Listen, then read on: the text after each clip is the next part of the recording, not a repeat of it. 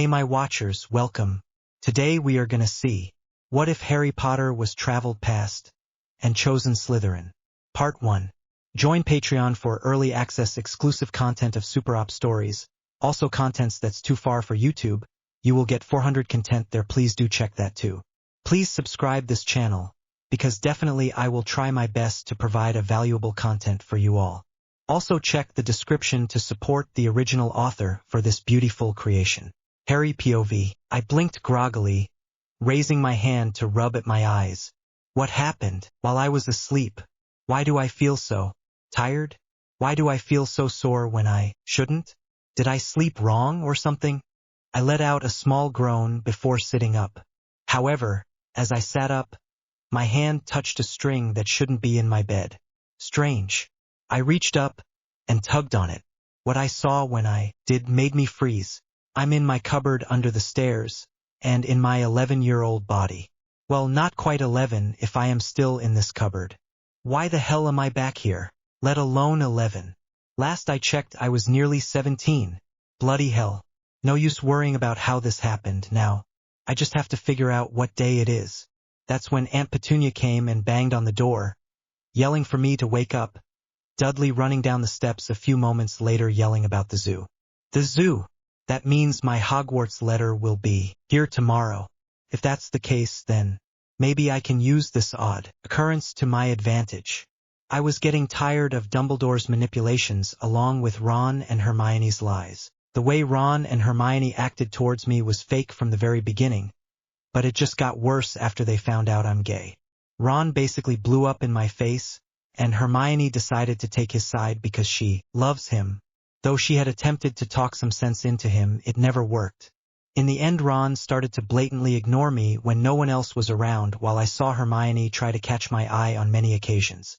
The main thing that got me was Ron's whispers about how evil I was, and that he wishes Dumbledore would pay them more money to be friends with me, because what they get now isn't enough, even if it was coming out of my vaults. I could tell Hermione was still unsure. But then Ron kissed her and she was officially swayed to his ideals and ignored me completely after that. I ended up going to Gringotts as soon as I could. While there I found 10 different compulsions. Some of them were to fight Voldemort, to believe every bad thing about Voldemort was true, and to believe all Slytherins were bad. Along with that were many memory charms, most of them of Dumbledore catching me listening in on his conversations with Fawkes, usually about how to keep me with Weasley and Granger so I don't turn dark. Along with that had been moments where Voldemort attempted to tell me the truth before being intercepted by either Order members or Dumbledore himself. There was also a very strong, unnoticeable tracking spell placed upon me and my wand. Then the 100 galleons stolen from my vault and placed in the vault of Granger and Weasley. To say I was upset would be a severe understatement.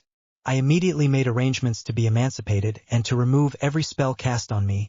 I also got a new wand. Cherry with Thestral hair core, which I apparently still have in my pocket. Even so, I should go ahead and get another wand when the time comes, to avoid suspicion. I looked up, glancing at the boa Dudley was trying to get to move. The boa I set loose last time. I smirked and planned to do it again. Only this time, I won't laugh like an idiotic Gryffindor. Hello, would you like to be set free, Great Boa? Yes, it would be nice to see the outside. Very well, one moment and you will be free. I waited and let Dudley, the stupid whale, push me to the side. Smirking on the inside, while keeping a blank face, I wandlessly and wordlessly made the glass disappear. I waited until Dudley fell in before having it come back. Thanks, you're welcome. That night, I went without punishment, as they never figured out in their tiny brains what happened to make their little dudders fall into the snake pit. The next morning, I found my Hogwarts letter on the floor. Previously, I would have screwed up and let the others see it.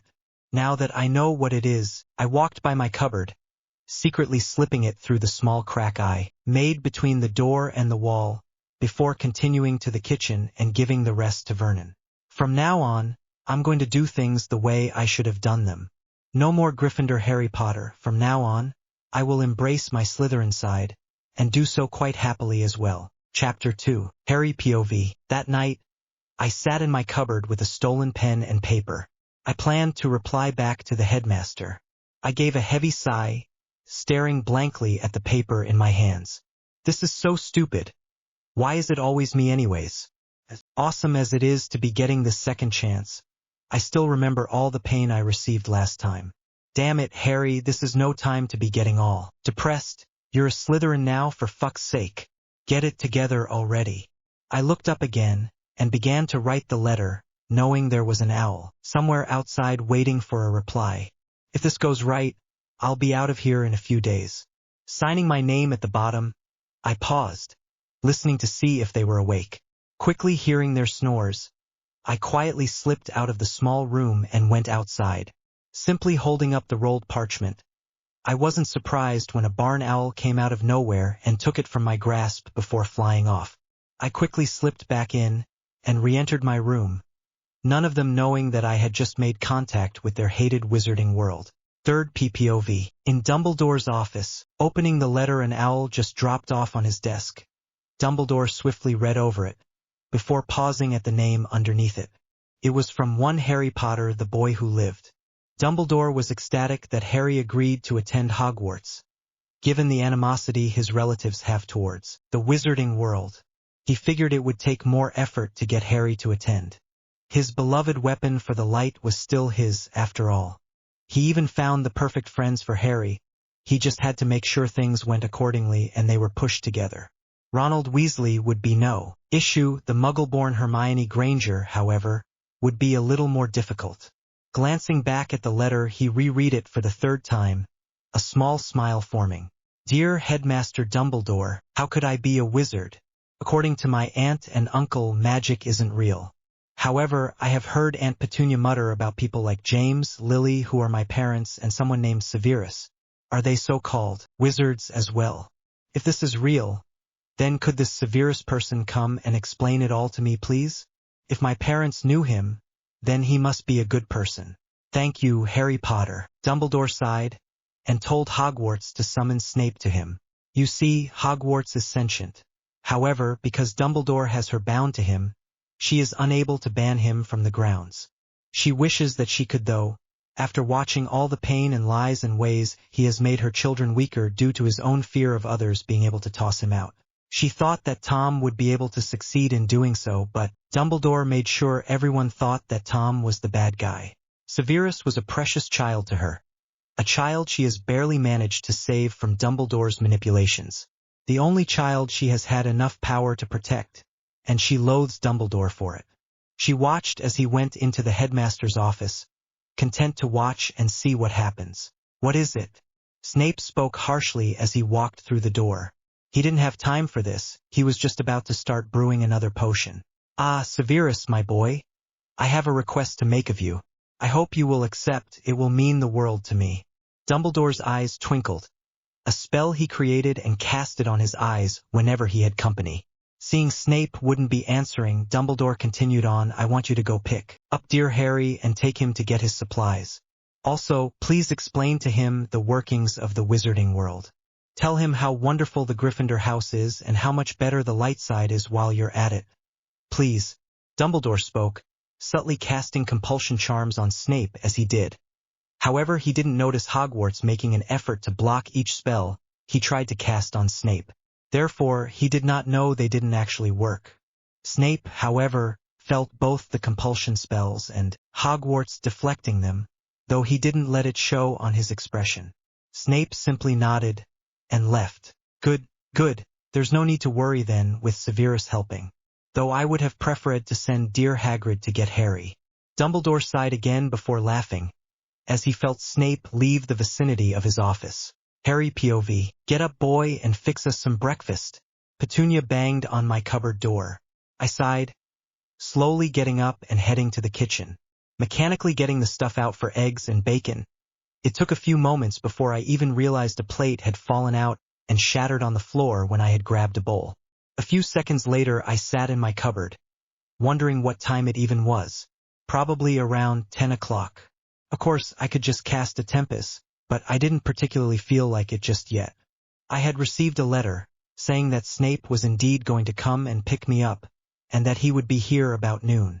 Before long I had dozed off, and a little while later there was a knock on the front door, which could only be Snape. After waking up fully, I unlocked and opened the door. Looking up, I saw Vernon looking over in my direction, already quite red and purple in his fat face. Inwardly smirked, carefully keeping my face blank, as I looked at Snape. To my surprise, he only looked mildly annoyed, and not severely pissed off at having to come pick up the boy wonder. "Why, you little freak? Get back in your cupboard." I ignored Vernon's shriek, opting to quickly walk right past him and out the front door instead. I saw Snape's eyebrow twitch at the mention of my cupboard. "Fine, you want to go to that horrid place of freaks? Then never come back here again. You worthless piece of shit." Vernon yelled, obviously annoyed. He was being ignored, but too fat to do anything about it aside from yell. "We will talk somewhere else. Now come on, I don't have all day," he barked out, before operating us to the leaky cauldron. "What was that?" I asked after regaining my balance and the world stopped spinning. "I operate us. So, I'm assuming you know at least a little of the wizarding world, Mr. Potter." Snape drawled, putting emphasis on my name, which I smiled internally at. "Actually, I don't know anything of the wizarding world.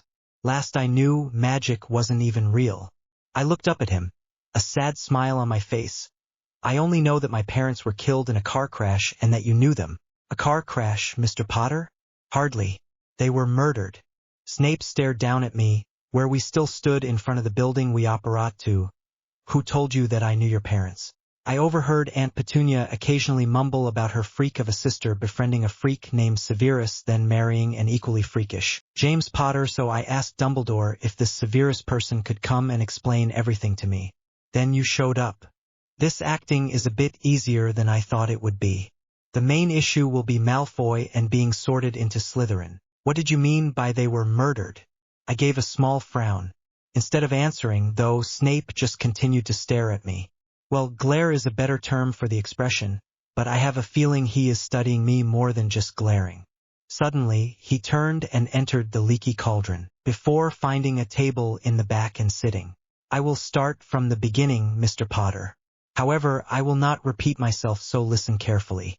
I quickly nodded, giving him all of my attention.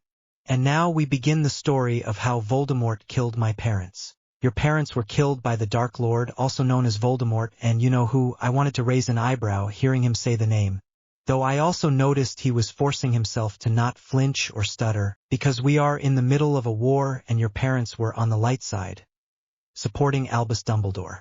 They had originally gone into hiding to protect you, but they were found. After killing them, the Dark Lord also tried to kill you with the killing curse, Avada Kedavra. It rebounded off of you and hit him. This is what left that scar on your forehead. Due to being hit by the curse, the Dark Lord was killed. Now everyone calls you the boy who lived, their savior." Snape sneered near the end, nearly spitting out the words. I furrowed my eyebrows. "Why would they call me that?" "Because you are the only person to ever survive the killing curse. Now we need to leave, daylight is dwindling." I quickly followed behind the dark figure of the potions professor, internally scoffing. It was barely even noon still. "Where are we?" I asked, looking up at the white building.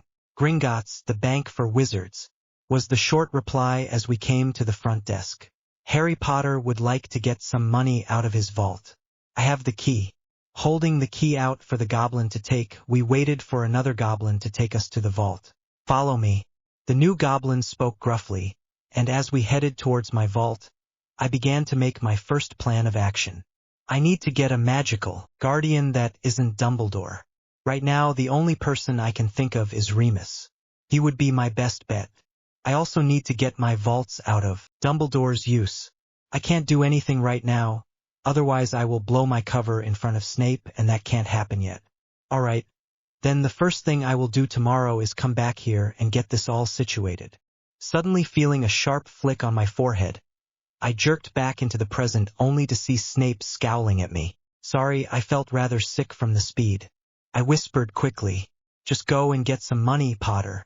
A few minutes and a cart ride later found us back outside the bank. "The next stop shall be Madame Malkin's, I presume?" Snape spoke, and I blinked up at him. "Robes, Potter. You did bring your list of what you need for school?" I simply nodded, and Snape started towards the designated store. Draco will be here, I wonder. I opened the door, automatically spotting the head of blonde hair. I'll be with you in a moment, dears. I ignored her, walking up to Malfoy instead. Hello, are you also going to Hogwarts?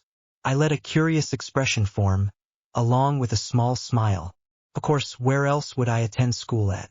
Draco raised a delicate eyebrow and I shrugged slightly, no matter. What house do you plan to be in? I will, obviously, be in Slytherin. Knowing that Snape was listening to our conversation, I decided to play dumb. House? What's that? I cringed slightly at Malfoy's immediate sneer. You're a mudblood? What's a mudblood? A wizard or witch born to non-magical people. Was Snape's reply. Oh, then no, I am not a mudblood. My parents were both magical. I replied with a grin that made Malfoy force back a cringe. This is rather amusing. That's good then. My name is Draco Malfoy, what's yours? I'm Harry Potter. It's nice to meet you. The resulting expression on Malfoy's face was quite worth it. A nice imitation of a Venus flytrap. Before he collected himself and stood slightly taller. Please call me Draco. Draco smirked down at me, before offering out his hand. Let's be friends. Of course, then you may call me Harry. I took his hand and shook it.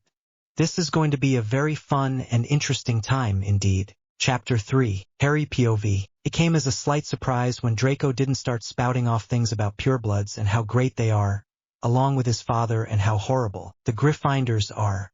Rather, he calmly spoke about who his parents are and what they are like. It seems I am already affecting the timeline, which is a good thing for me. At least I do hope it is. Then again, this could just blow up in my face.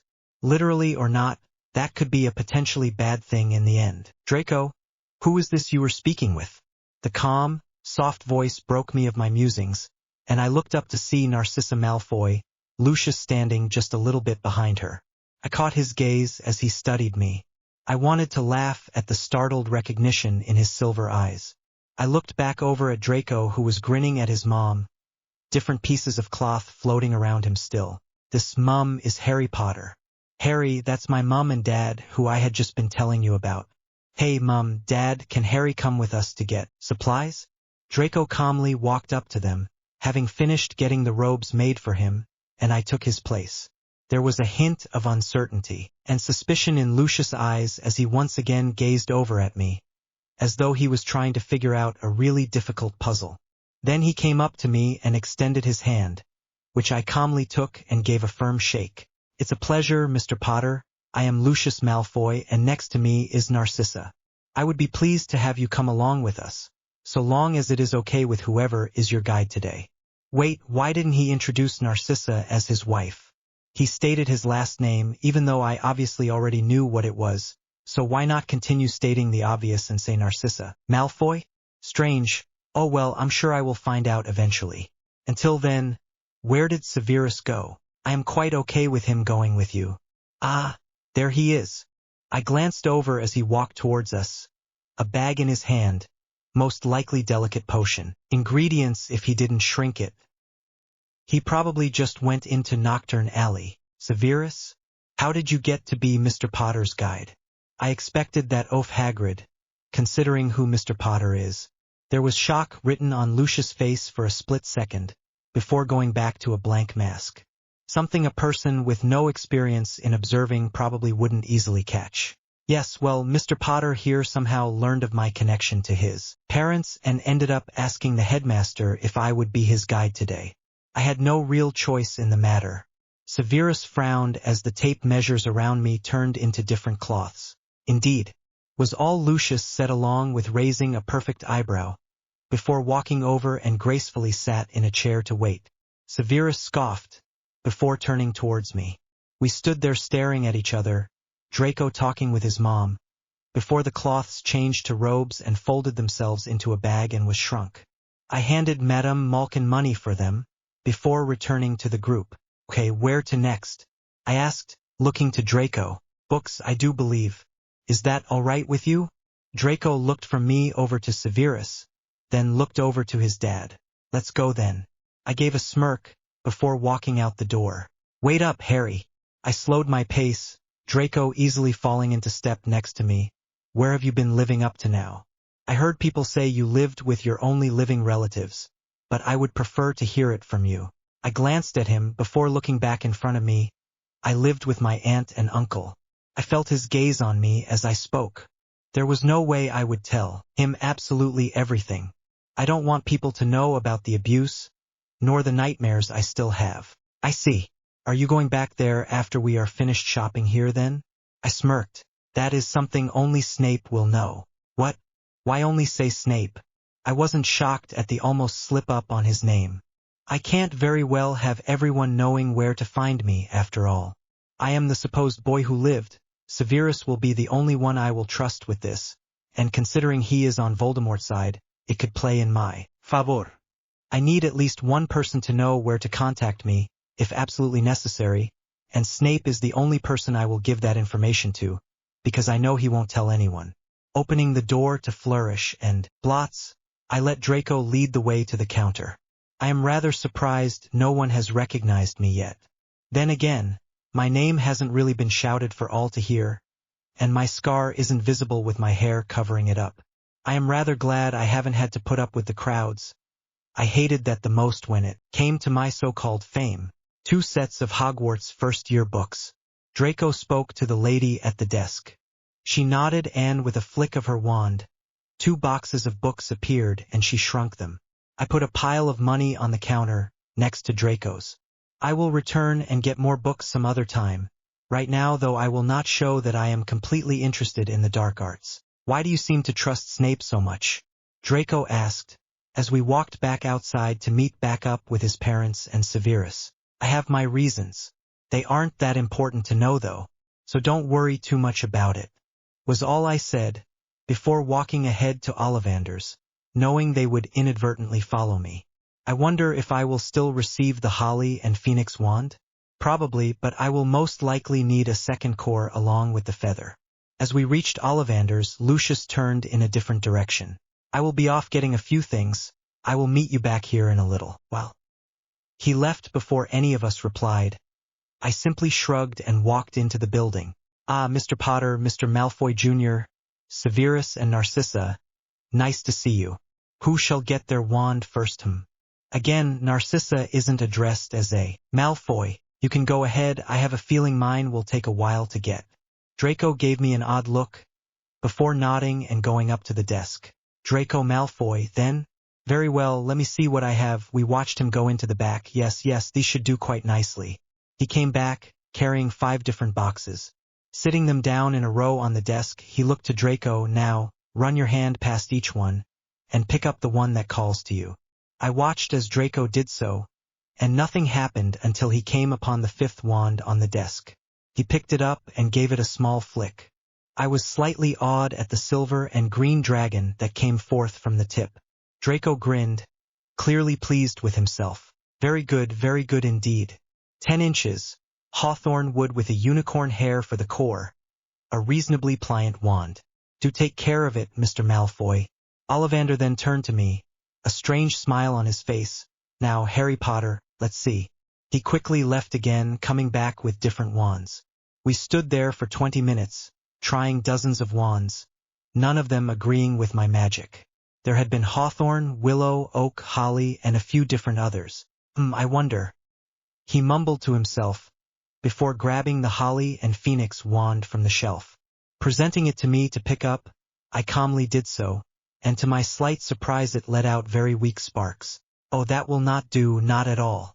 It seems it would work for you, but not quite strong enough to completely agree with your magic. It appears you need a completely new wand, and one with 2 cores instead of just 1. One of those cores will apparently be a phoenix feather. You are in luck. Today, Mr. Potter, I just received a 3rd phoenix feather the other day. However, there is a difference between these 2 feathers. This one is from a rare blue phoenix. Ollivander spoke, pulling out the feather. It was similar to a red feather, only this one had at least 10 different shades of blue mixing and intertwining together to look like a blue fire instead of a red one. It almost looked like it would freeze instead of burn. He also brought out a small pure silver knife with tiny engravings on the blade that seemed to be in a different language, and a blank yellowed parchment. then waved his wand and a small pure silver cauldron appeared next to the items. I just need you to place a drop of your blood on the parchment and it will tell us what we need. I picked up the proffered knife, not flinching as I cut the tip of my finger. A few seconds later, I heard Ollivander take in a sharp breath. I looked at the parchment to see what the issue was. Oh dear, I have not seen quite the combination as this one before. Phoenix feather and thestral hair core. 8 inches with both beech and yew woods. How very strange. No matter, let's begin then, shall we? I watched as Ollivander waved his wand again and the items appeared on the table, probably from a separate room. He placed them in the cauldron, apparently filled with an odd liquid, before beginning a chant. A strong wind picked up, before settling a few moments later, and Ollivander levitated a wand out of the liquid. Hurry and take it, Mr. Potter. I swiftly reached out and grabbed the wand, immediately being surrounded by light. I closed my eyes tightly, opening them when the light lessened a few moments later. I glanced around, seeing everyone gaping at me, which made me slightly uncomfortable. What? I snapped, which snapped them out of it. Nothing. Shall we go? I'm sure Dad will be done by now. We have spent an hour in here after all. Draco spoke up, giving a small smile. The hell? It's not like I got the wand I had last time, but then again I can feel that this wand is very powerful. I suppose they have every right to be rather uneasy about this. I paid Ollivander for the wand, before moving to leave, but stopped by the door when he spoke once more. Harry Potter, I warn you to be very careful with what you do with that wand. That wand has the ability to either destroy or save this very world. I simply gave a thank you before walking from the building and meeting up with the others. Thankfully they were back to normal and we decided to go grab something to eat. The strangeness of my second, or technically third, wand being shoved to the back of my mind. For now at least. Maybe I will figure it out someday. Until then, I walked by Draco and listened to him chatter about Quidditch and exclaiming his shock when I told him I have not heard about the game before. If I was still the same 11-year-old boy I had been before, I probably would have smiled and laughed at his excitement over the game. But after everything that has happened, I will never be the same again. Chapter 4. Harry POV. You are sure you're okay with eating here? I mean, it's not exactly an upper-class establishment. I figured. Of course we eat here, Harry, they have the best food around. Draco interrupted me, rolling his eyes in the process. I nearly laughed, but simply shrugged instead. After entering, we automatically went towards a private booth and sat down. Harry, please, tell us a little more about yourself. Lucius spoke after glancing at the menu. Okay.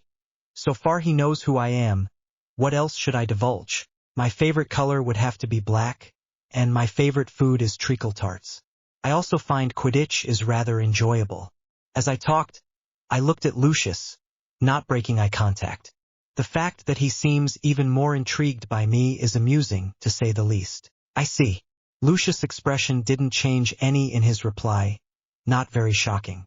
The rest of the lunch went on with small banter, mainly between Lucius and Severus, while Draco attempted to get more information out of me. I found his attempts rather endearing, really. Then soon enough we had to depart so that Lucius could make it to his meeting on time, though I'm pretty sure his meeting is with the Dark Lord, and not a client. Watching them leave, I turned to Severus and made sure my expression was completely closed off. I suppose now would be a good time to have him take me to my new home. Snape. Just as I was going to say something, a huge explosion went off a few buildings from us, causing both Severus and I to be thrown to the ground from the force of it.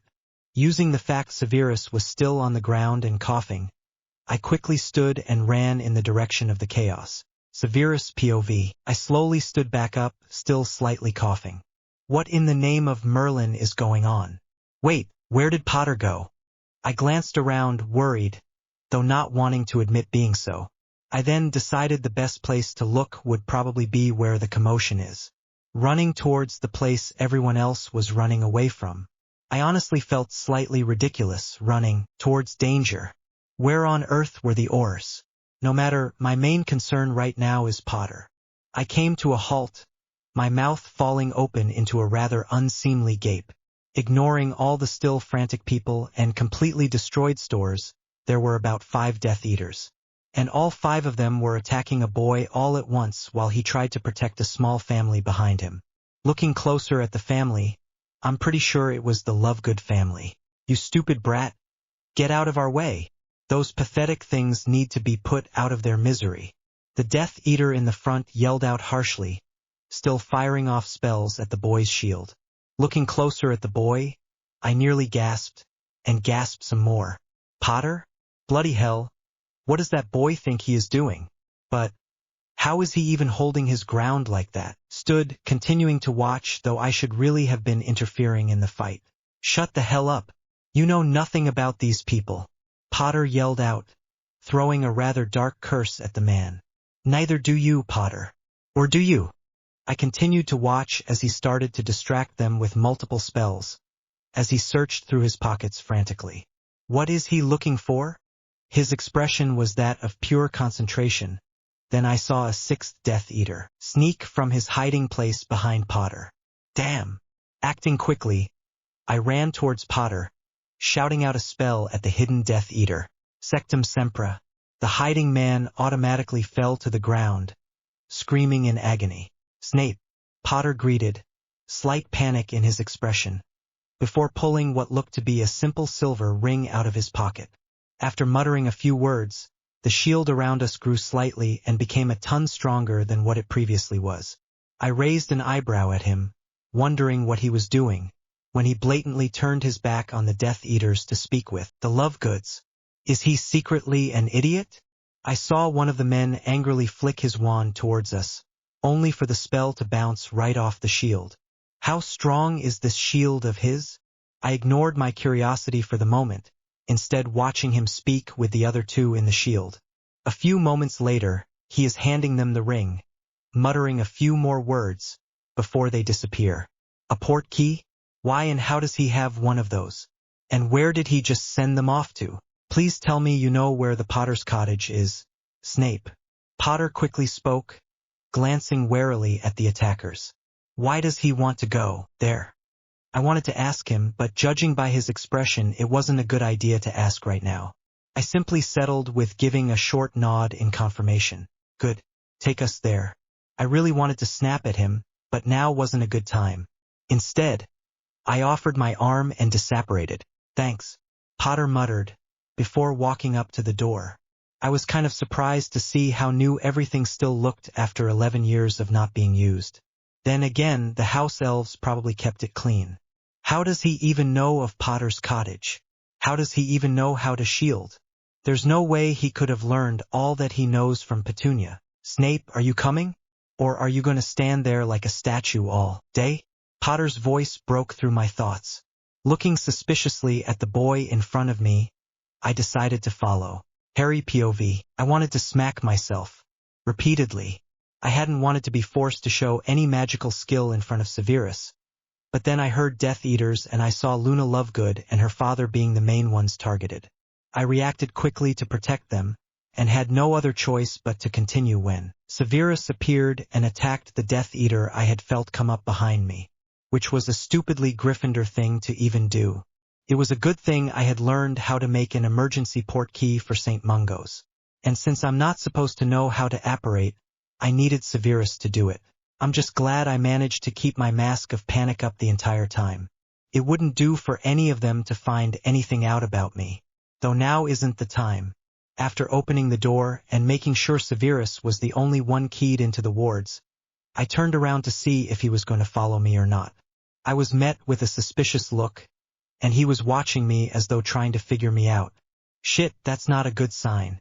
I've let him see too much. Easily pushing the door silently open, I ignored the house elves and the rest of the cottage and headed straight down the first hallway towards the living room. The living room, I noticed, was done in dark colors. The walls and ceiling were painted a deep purple, and all the furniture is a black leather. The floor, however, was a lighter shade of hardwood. The light came from a simple chandelier hanging from the ceiling. The room itself wasn't large, more of a medium size, with 3 couches and a chair situated around a medium dark-colored table. On the far left wall stood a medium-sized fireplace, which was already lit with a small fire. On the wall opposite the doorway there are 3 medium windows facing the backyard. Please have a seat, Snape, I said rather shyly, making a vague gesture towards the love seat and chair, taking a seat myself. I could see his hesitation, before finally sitting down. I find you very suspicious. Are you really Potter? Severus stated, glaring slightly. I blinked before awkwardly looking at the floor, giving off the impression of being excessively nervous. Straight to the point, I see. I was curious. When my aunt began to tell me things about this magical world, I wanted to know if it existed. So I snuck out. Quite often I would leave the house without them knowing, and after a few weeks I came across a strange-looking person who was muttering to himself about dragons. Seeing the opportunity, I followed him and found myself in the leaky cauldron. After that I kept returning to learn more. I spoke confidently, as though all of it was true. Hopefully he doesn't realize that I just lied. If he knew the truth of my situation, it would become problematic. I could almost hear the thoughts moving about in Severus' head, as he continued to look at me. Finally he sat back in the seat, and seemed to be put at ease but still slightly suspicious. Very well, I will accept that answer for now. He drawled out, Thank you, Professor. My gaze remained fixed on the floor, feeling very back, and the second was in the middle of the room. The right wall was nothing but shelving with a few bottles of potions already made. To the far left was a door leading to a storage room for potion ingredients, most of which were under a stasis charm. Taking note of what potions were on the shelves, I wrote a list of potions I will need to start making. Granted, my potion skills are still rather lacking. However, practicing the art will probably help improve that. Sighing, I turned around and went back upstairs. It was about time to eat something for dinner. Calling for a house elf, I requested for dinner to be sent to the dining room. Sitting at the table, I summoned a parchment and quill before working on a to-do list for tomorrow. Go to Gringotts and talk to Head Goblin. Request that a new key is made and Dumbledore be unable to access any and all of my vaults. Remove some money. Go to the Ministry and request a change in Magical Guardian Obliviate afterwards. Go to Flourish and Blot's Madame Malkin's. Get a snake. Good enough for me. Now to eat. Then the library shall be perused. It wasn't a huge shock to find that the library comprised of a large collection of both light and dark arts, with a few other random subjects. My main focus, however, was the dark arts. As it happened, the first book I picked up was about defense. With a small hum, I walked over to the wooden desk in the middle of the room, ignoring the other walls crammed with books. It wasn't until well past midnight that I ended up falling asleep in the chair. Chapter 5. I heaved a small sigh, watching Malfoy sit at his house table. Sometimes I actually think he makes eyes at Luna, but then other times he is making eyes at me. I don't understand him at all. Looking at your wannabe boyfriend there, Harry? Ron sneered over at me, which I only returned with a small glare. Oh wait. That's right, Malfoy would never even consider dating an ugly half-blood like you. Ron swiftly turned away from whispering at me, engaging rather loudly in a conversation about Quidditch with Dean and Seamus.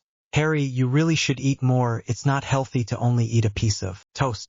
Hermione smiled as she placed eggs and bacon onto my plate. It was unfortunate that the smile didn't reach the glare in her eyes. I returned her smile with a small one and a shrug. Sorry, Hermione. Guess I'm not feeling very well. I think I will just go see Pomfrey. Should we go with you, mate? Wouldn't want anything bad to happen to you on the way there. Ron had turned back to me, a concerned expression on his face that fooled everyone but me. No, I'll be fine, Ron. Thanks though. Meet you in the common room later? Standing, I glanced at my friends. Sure, Harry. Just be careful, okay? Hermione's eye just twitched, I think. Of course. See you later then. I didn't get a reply as I walked from the Great Hall. I soon altered my course and headed to the Room of Requirement instead. Flopping on the sofa the room created, I let my eyes drift shut and escaped to inside my mind.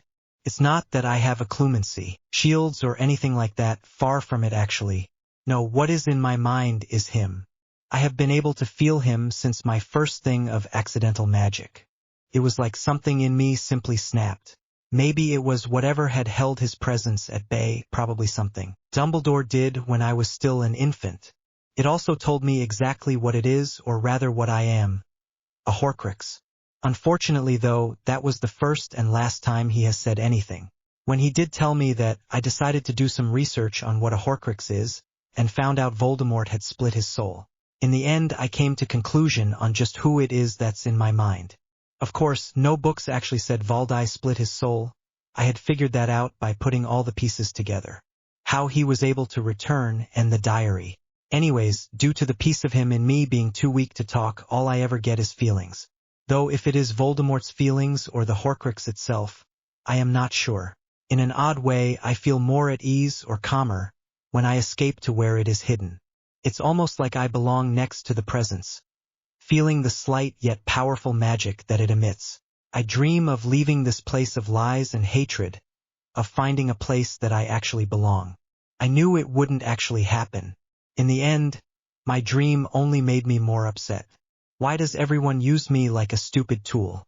Why do they hate and fear me like I will turn on them at any second? I want to laugh at that thought because really, I would turn on them. After all, the hat ended up being right. I would have belonged where I placed in Slytherin. If I could leave this place, go somewhere else, I would not let anything hold me back from being who I really am. I gave a frown, the dream changing to show a shadow in a lit room. Do you really want to leave this place, Harry Potter? The shadow whispered, the voice seemingly coming from everywhere around me. Blinking, I nodded. Yes, I want to leave. Very well then, I shall grant you that wish. However, you will never be able to return to where you are now. That is fine, I don't want to return here anyways. Good. I blinked my eyes open slowly, feeling confused. I know I just had a really weird dream, but I couldn't remember a single thing about it. Just this odd sense of finality and an urge to grab my map and cloak then return here. What the hell is going on? Scowling, I swiftly left the room to the Gryffindor Tower. Avoiding everyone in there, including Ron and Hermione, I quickly went to my trunk and pulled out the 2 items. I feel rather ridiculous listening to these weird feelings. What the hell happened while I was sleeping? Or rather what happened in my dream? This doesn't make any sense. Not like it even matters, I am already back at the room.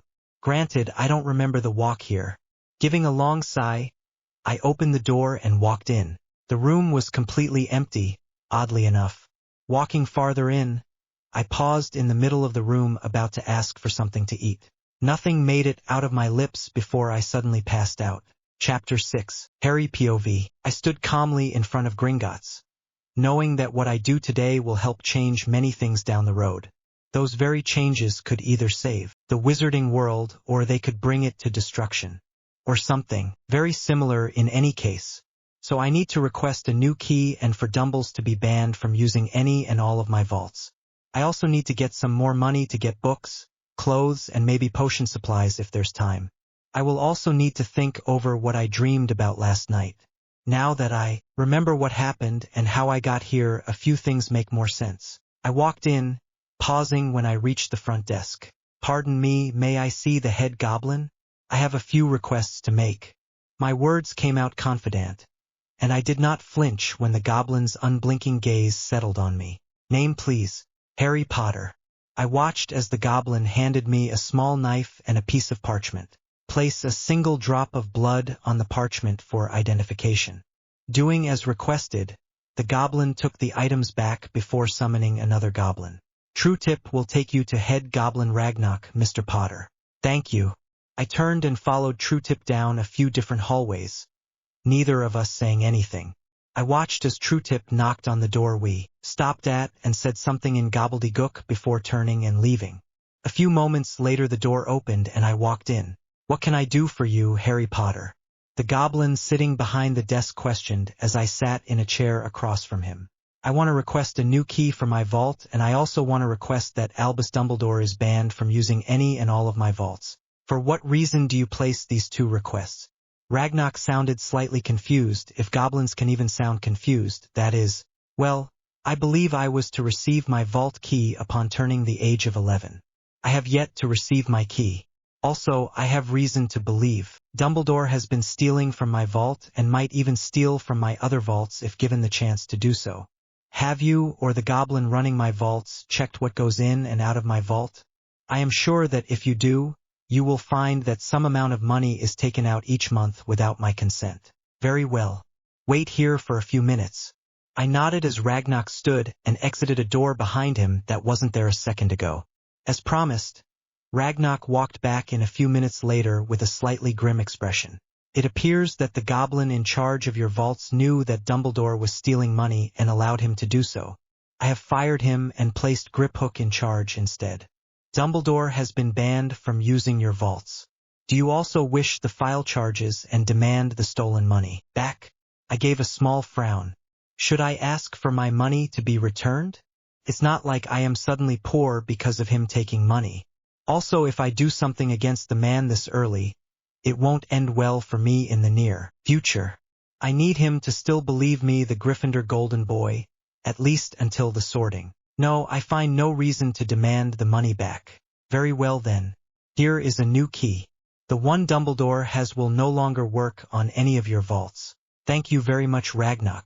I took the key that appeared above the goblin's hand and placed it in my pocket.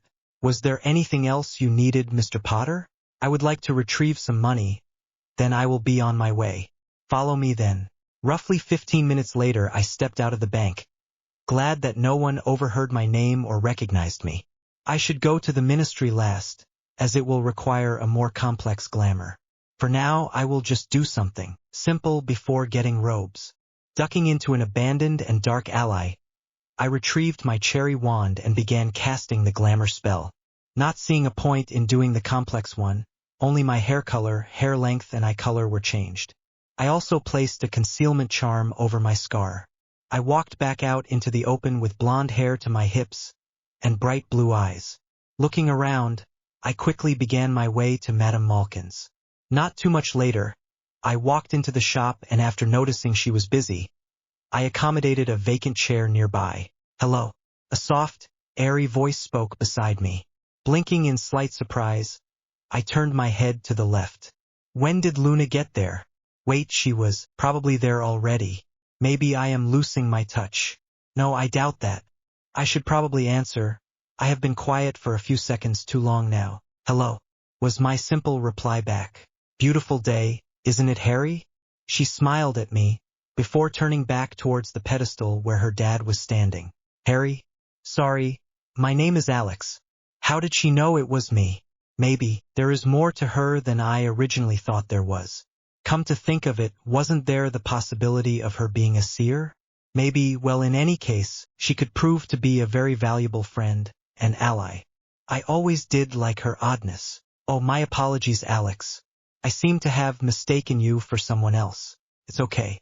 Good to see you and your dad are okay after being attacked. Yes, thank you for helping us. Luna gave another smile, a distant look in her eyes that seemed to see right through me. I suppressed a small shiver. Yes, thank you very much, Harry.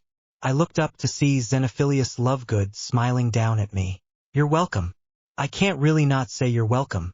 It would be considered rude to not do so. Besides, no one aside from them, Severus, and the Death Eaters really seen who was protecting them.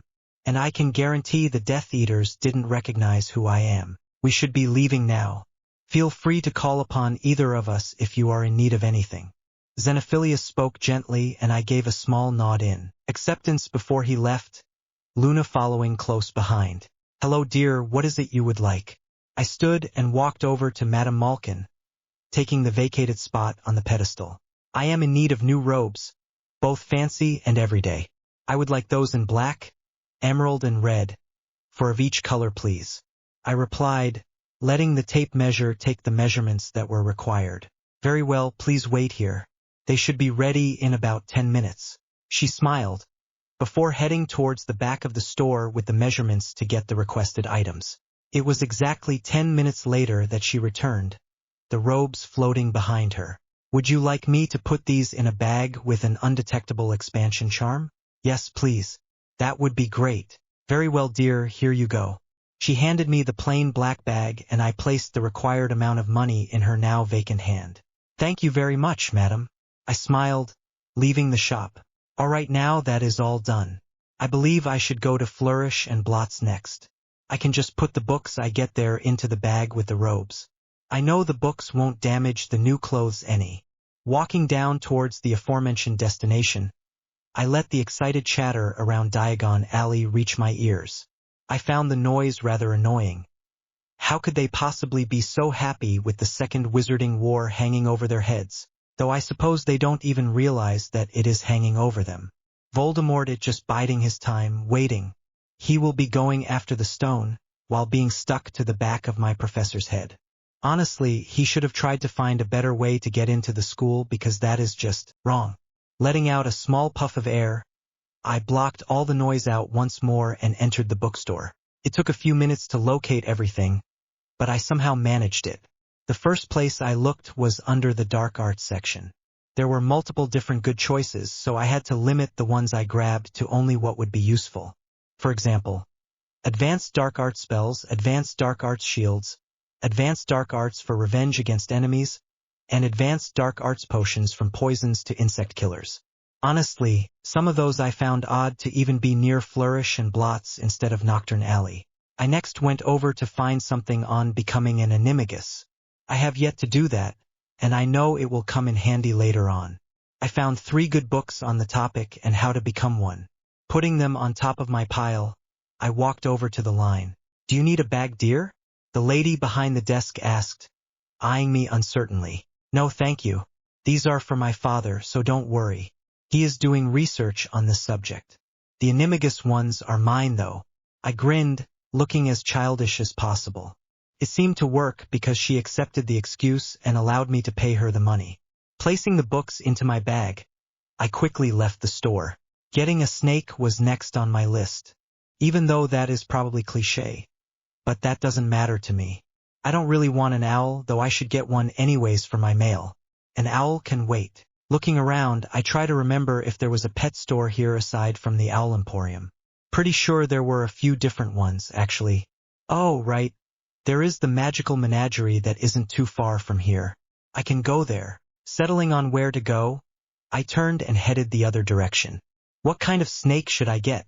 I don't want an emerald one, or pure black. Maybe a pure white one. Albino? No, that would remind me too much of Voldemort.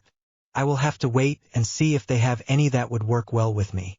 I paused in front of the pet store, grabbing the silver doorknob and walking in. Immediately assaulted with the sound of dozens of different animals, the owner approached me with a grin. "Hello, hello. What can I help you with today, young man? Maybe a cat or even a frog? We have a lovely selection of both." The man grinned, his yellowed teeth showing. I wanted to frown in disgust but managed to keep a straight face. "No, thank you. I am looking for a snake." The man's smile immediately fell, fear now clouding his eyes. "A snake, sir? Yes. Can you take me to them? I can find them on my own if not." I was starting to get slightly annoyed at this man. However, I am thankfully able to control my emotions, usually. "Of course, sir. Right this way." He turned and led me towards the back, and I silently followed. As soon as we reached the area, the man fled as quickly as possible. I doubt he is the one who handles the reptiles then, going by his blatant fear of them. Turning back to the cages, I observed each one. There were a lot of adult ones that were calmly sleeping, others were silently watching me.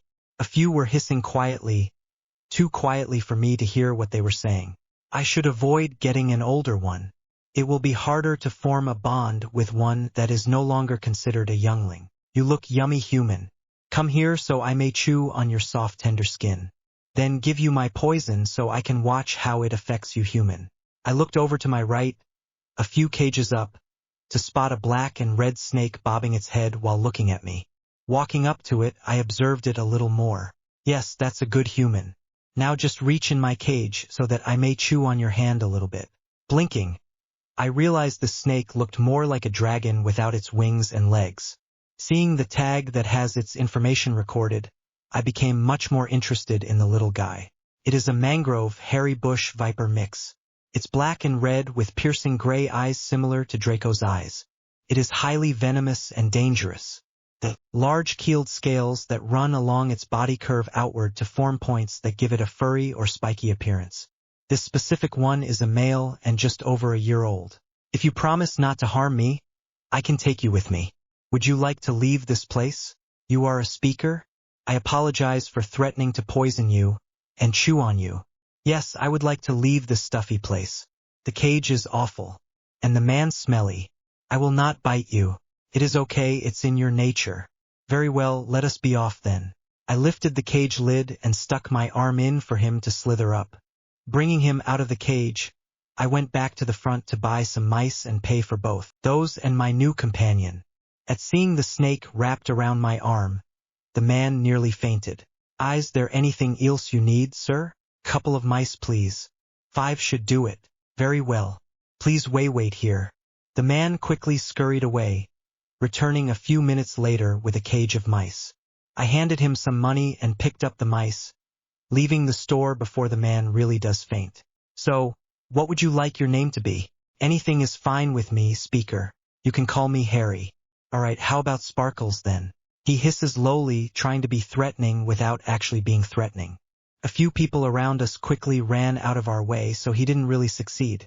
I smirked over at him, and he put his small head back down on my shoulder. His tail is resting gently just below my elbow. Okay, not Sparkles then.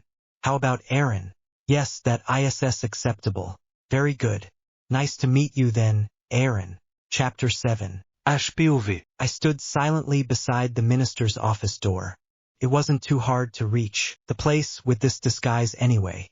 I changed my previous glamour so that I would look slightly older with short black hair, plain brown eyes, and I changed into a set of my new black robes. Calmly looking around to make sure no one was nearby or looking in my direction, I quickly removed the glamour while slipping into the office.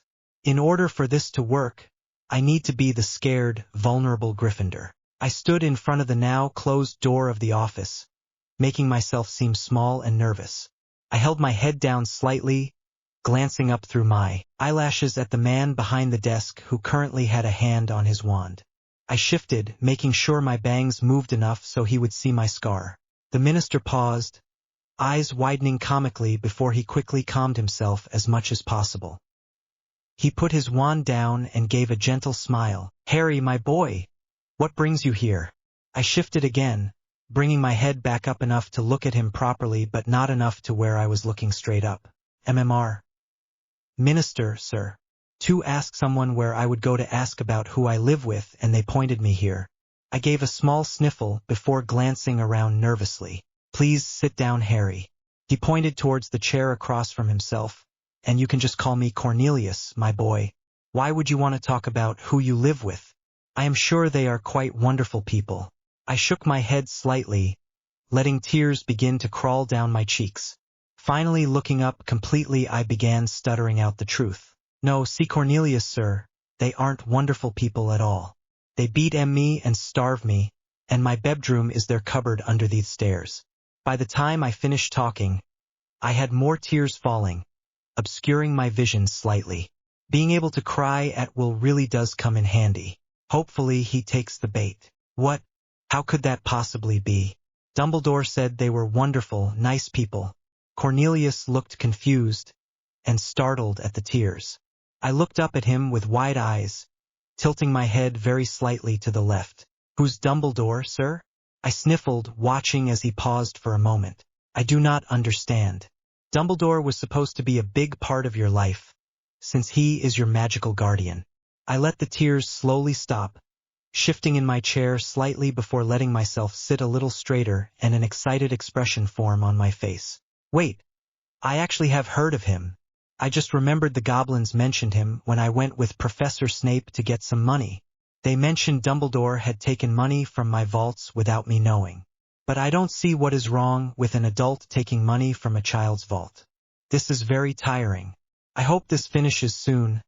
I didn't expect pretending to be a Gryffindor would be tiring. Since the money belongs to the child, anyone but that child needs permission from the child to use the money. But are you sure Dumbledore never visited you once? The confused expression had returned, but mixed with barely concealed anger. I nodded my head quickly. I am positive he never visited. I would have remembered.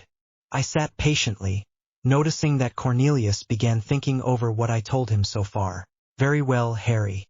With Dumbledore neglecting his duties as magical guardian and stealing your money, plus your relatives abusing and neglecting you, I will have to remove Dumbledore as your magical guardian and take you out of your relatives' care. I can place you in the care of someone else of your choosing. Normally I would choose, but since you are the chosen one, I will make an exception. He gave a heavy sigh before bringing out a piece of parchment and a quill. Thank you, sir.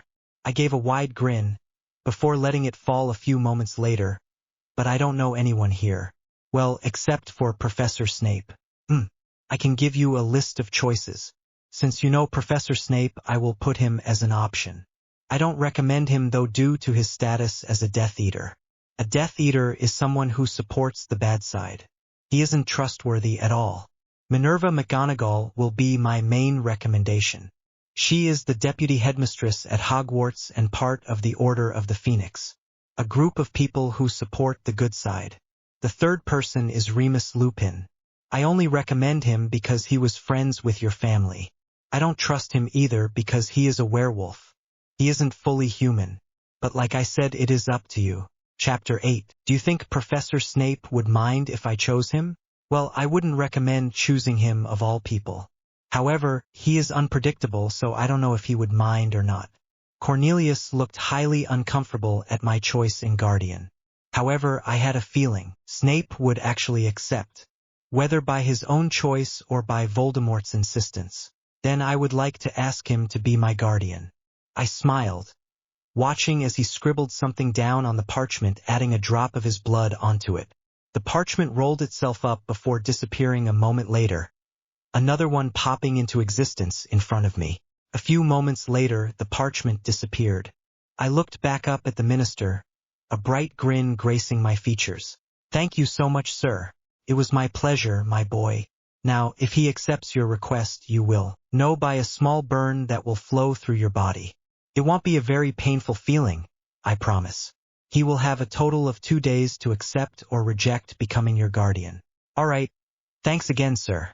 I should be getting home now before my relatives get worried. Please do not tell anyone. I am sure that Dumbledore isn't really a bad person. He is just a little forgetful. I don't want people to think badly of him because he didn't come visit me like he should have and took my money. Very well, Harry. You are a very kind person. I expect you just might make it to the House of Gryffindor. Cornelius smiled before standing to open the door. I let out a small laugh, smiling at him before exiting the office. A few minutes later found me outside the ministry building and operating home. I sat my bags down on the couch before sitting down myself. That took a while. I looked down to see Aaron poking his head out from under my collar. Yes, it did. I apologize for that. Anyways, I should get this stuff put away. You may explore if you wish. Of course. I will return later. Aaron slipped from his hiding place, calmly leaving the front room, probably in search of some mice. I let out a sigh before standing once more and heading to my room with the bags floating behind me. Severus POV. I blankly gazed down at the parchment that just suddenly appeared on my desk. I was in the middle of making lesson plans and this infernal thing decided to interrupt me. Letting out a sigh, I stood and headed to the nearby flue. Malfoy Manor was spoken, and a second later I stood in the study where they greet their guests. I don't know why I was bothering with coming here. Voldemort will ask me to accept either way. It makes sense, I suppose, considering Dumbledore has basically everyone over the age of 18 that follows the light side under a sort of obedience spell, including Potter's parents. That's a story for a different time, however. I glanced to my left at the sound of a door opening and shutting. I bowed my head slightly towards him. The person in front of me was Quirinus, Quirrell on the outside, but on the inside Tom Riddle was in control. Though Tom isn't always in control, he would draw too much attention if he was. Tom, thank you for meeting me on such short notice. Of course, Severus. What did you want to see me about? I watched as Tom walked over and sat on one of the chairs, motioning me to join him. It appeared on my desk. Harry Potter has requested I become his guardian. I thought Dumbledore was his guardian. I handed over the parchment as I sat on the second chair, across from him. Tom took it, raising an eyebrow in curiosity. Yes, nothing seemed too strange. However, he saved the love goods from a few stray Death Eaters. After that, he had me take him to the Potter's cottage instead of his relatives. While there he told me a strange story of how he found out about being a wizard. He said he overheard his aunt talking about his parents and me. I didn't entirely believe him, but I accepted his explanation for the time being. I see. Very well, accept his request of guardianship. It would help keep him from Dumbledore's lies and controlling tendencies. Tom handed back the parchment, summoning a quill and small knife for me to use. Very well. I figured you would ask me to, but I wanted to talk to you about it first anyways. That was a good decision, Severus. I would have wanted to know about this as soon as you received the request. I nodded, taking the quill and signing at the bottom before adding 2 drops of blood. As soon as the second drop hit the parchment, it rolled itself up and disappeared once more. I would like to make a plan to keep your guardianship of Potter a secret for now. This will make things easier in the future. Talk to Potter about the plan as well, but don't mention my involvement in this. Tom spoke, leaning back in his chair before taking a drink of the water a house elf brought a few minutes ago. Of course. What did you have in mind? I replied, also leaning back in the chair. I know that whatever plan Tom comes up with, it will be a good one. Harry POV. It's around 11 p.m. when I feel the sign that he accepted my request. The feeling of a slight warmth through my body startles me at first, not expecting him to accept so quickly, but I soon smirk and summon a piece of parchment and quill. I feel Aaron stir on my lap from my movements. What is happening? I apologize for waking you. Severus accepted my request of guardianship, so I am writing to him to see if he will meet with me. It's fine, I shall go catch a mouse while you write. Going back to the parchment, I began to write. Severus, I can call you that, right? Thank you for accepting to be my guardian. I would like to meet with you tomorrow at 2 o'clock to discuss what happens now. Please let me know if you can make it or not. I will have a private room under the name Aaron, the name of my snake companion. Harry. I stood, intent of sending the letter out before pausing. I have yet to buy an owl. That will make this a little more difficult. Hopefully Aaron will be able to find Severus easily enough to get this to him. I need to remember to buy an owl. I looked down, seeing Aaron coming towards me. Aaron, would you be able to take this to Severus for me? He was the tall, brooding one in black, yes? Yes, that was him. Then yes, I can bring it to him. I held back a smile as I watched Aaron slither away with the letter curled in his tail. I will need to remember to give him a nice rabbit when he returns. Walking towards my room, I decided it was a good time to get some sleep. Aaron returned with a reply the following day around 12:30. I had been in the library when he slithered in, paper in his tail. Putting down the book on defense I had been reading, I retrieved the letter from his tail. Thank you, Aaron, it is much appreciated. You are quite welcome, Harry. May I have a juicy rabbit? I am quite famished. Of course. With a small chuckle, I gave a small wave of my wand and a medium-sized brown rabbit appeared. It looked around, startled, before spotting Aaron and hopping away. Aaron followed after it with a satisfied hiss. Sitting back down, I opened the parchment in my hand and looked it over. Harry, yes, you can call me Severus, but only in private. I will be there. Do not be late. I snorted, before quickly covering it up with a cough. Why the hell did I just cover that up when I am clearly by myself? Whatever. Anyways, I should get ready. Standing, I headed back to my room. Should I wear robes, or just put on Dudley's old clothes again? Well, since I am not even supposed to have the nicer robes still, it would be safer to just stick with Dudley's clothes. I will be burning those as soon as I can. Grabbing the nicest looking shirt and jeans, I quickly changed before going to find Aaron. Aaron, have you finished your meal? Wherever you are currently located. Yes, I have finished. The rabbit was very yummy and very bloody. It was fun to chase. As happy as I am that you enjoyed the meal, I am not sure I want to hear any more about you chasing it and how bloody it was.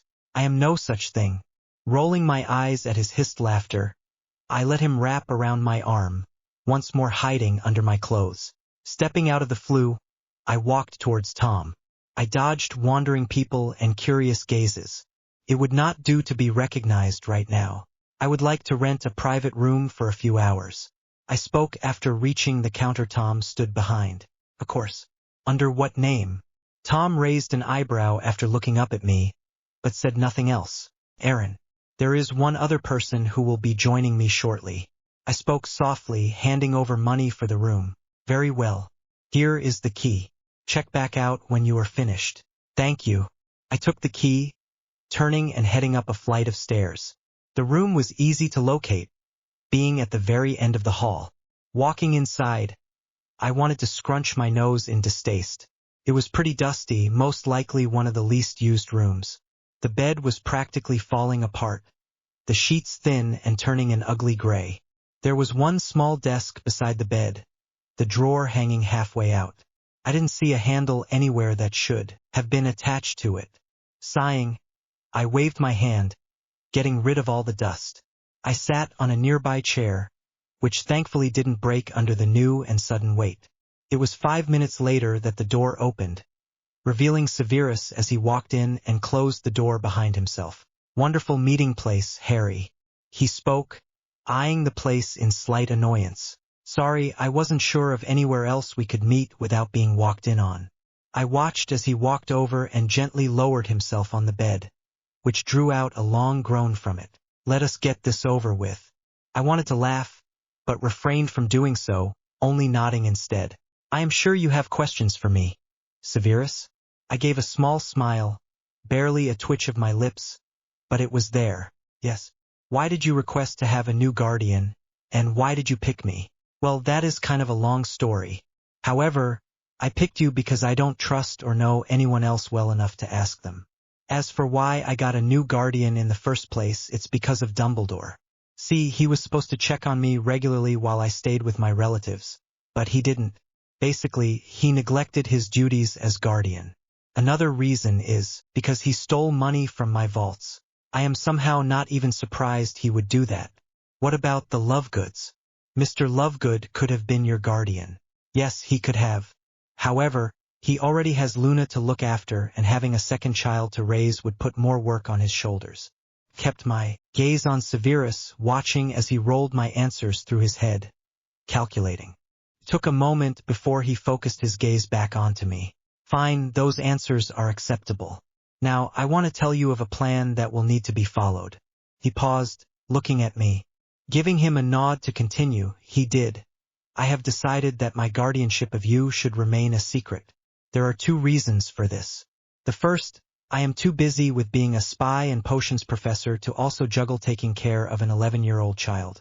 No matter how unlikely it is to happen, I could still let something slip, or cause some sort of accident to occur because of my spit. Attention between 3 different things.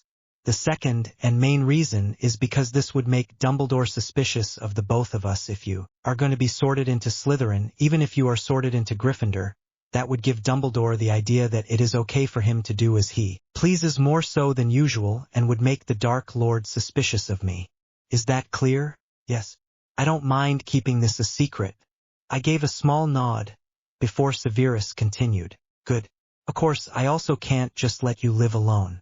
If you lived with me, it would make having Death Eaters or Dumbledore over for meetings rather difficult. Therefore, you can stay in the cottage. I have someone in mind that you can talk to about moving in with you. I am sure he wouldn't mind too much after you convince him to. Who would that be? I am surprised he already has someone in mind. I'm rather curious on who. This whole plan sounds like it was made by both Severus and Valdi. It most likely was. I don't see Severus doing all of this without consulting him. His name is Remus Lupin. He was a close friend of your father's. Of course, there are a few things you should know about first. Mainly that he is a werewolf and will go through painful transformations every full moon. I will be giving him a potion called Wolfsbane each month to help him remain in control during these transformations, so you won't have to worry too much about it. Okay, I would rather like to meet this Remus person. I will talk to him about living with me. Good. I believe that is all that I needed to say. Do you want to add anything? Severus stood, raising an eyebrow at me. No, that pretty much covered everything. Then I will be leaving. I will check in on you every so often to make sure you are still breathing, Severus said before walking out of the room, closing the door before I could reply. Harry POV. I heaved a small sigh, letting Aaron out from under my shirt. Severus Snape will never change. That is one thing I will always be glad about. In any case, I need to move things along before school starts. So where shall we go next, Harry? The Owl Emporium. I don't want to keep having you deliver my letters. Does this mean I will not be allowed to eat the birdie? Standing around, I reached the entrance to Diagon Alley.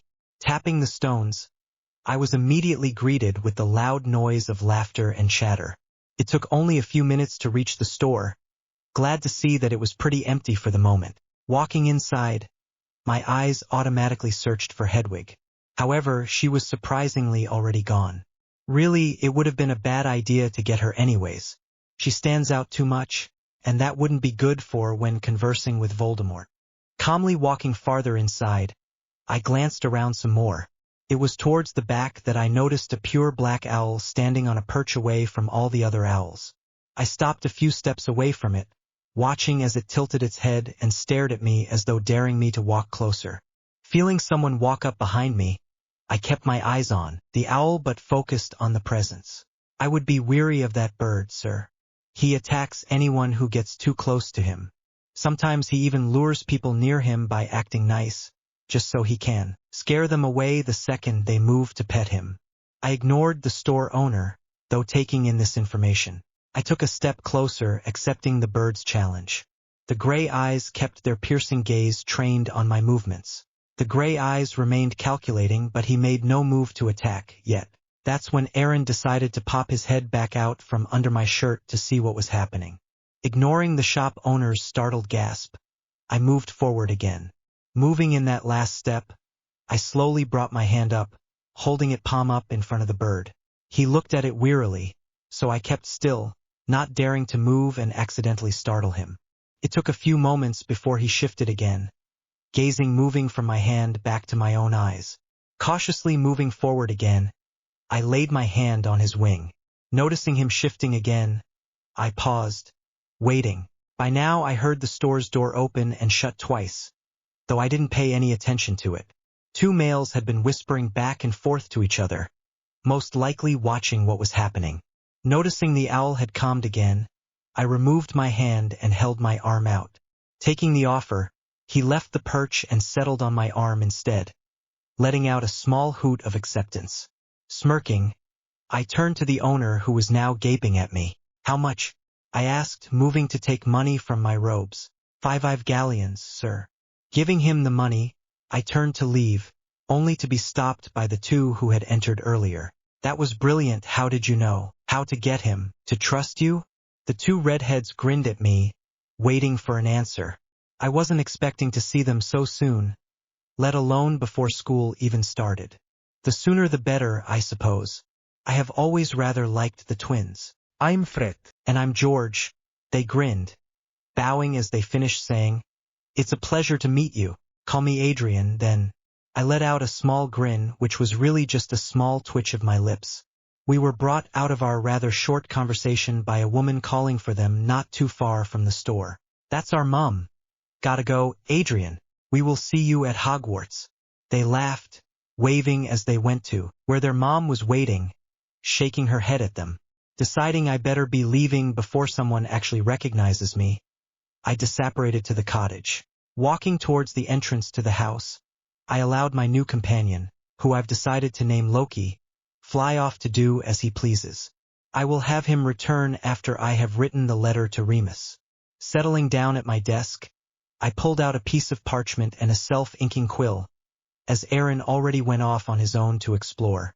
"Remus, I am sure you are surprised to be getting a letter from me. However, I have a request. I would like for you to come to the location the enclosed portkey has been set to. If anyone aside from you attempts to use the portkey, they will be sent to a location in Antarctica instead. The portkey will activate at noon tomorrow. Please do not be late. Harry. P.S. If anyone else tries to read this letter, it has been charmed to insult them." Casting the charm onto the paper, I folded it and placed it in an envelope along with a coin that I had turned into a portkey a few days ago. It was just in case I did choose Remus as my guardian, though it seems I will still be getting use out of it. Going over to a nearby window and opening it, I stuck out my head and whistled for Loki. "Could you take this to Remus Lupin for me, please? You do not need to wait for a reply."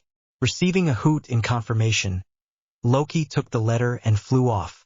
Closing the window once more, I headed to the library. There are a few things I still need to learn, such as becoming an animagus. I also need to learn occlumency. I will be asking Severus about that later when I get a chance to. It is currently June 29th, which gives us about 2 months before school starts. That will be plenty of time to do any training before then. I settled down at a small table nearby, going back to the book I had been reading earlier. At noon exactly the next day, my wards alerted me to someone's arrival. Standing from the desk, and realizing I didn't sleep that night, I headed to the front door. The rather shocked expression on Remus' face was pretty amusing. "Come in, Remus, we can talk inside." I gestured for him to enter, and after snapping out of his shock, he followed me inside. "Harry?" Remus had his head tilted slightly, still unsure on if what he was seeing was real. I merely nodded, and he moved forward as though to hug me. Not used to such contact, I instinctively flinched away.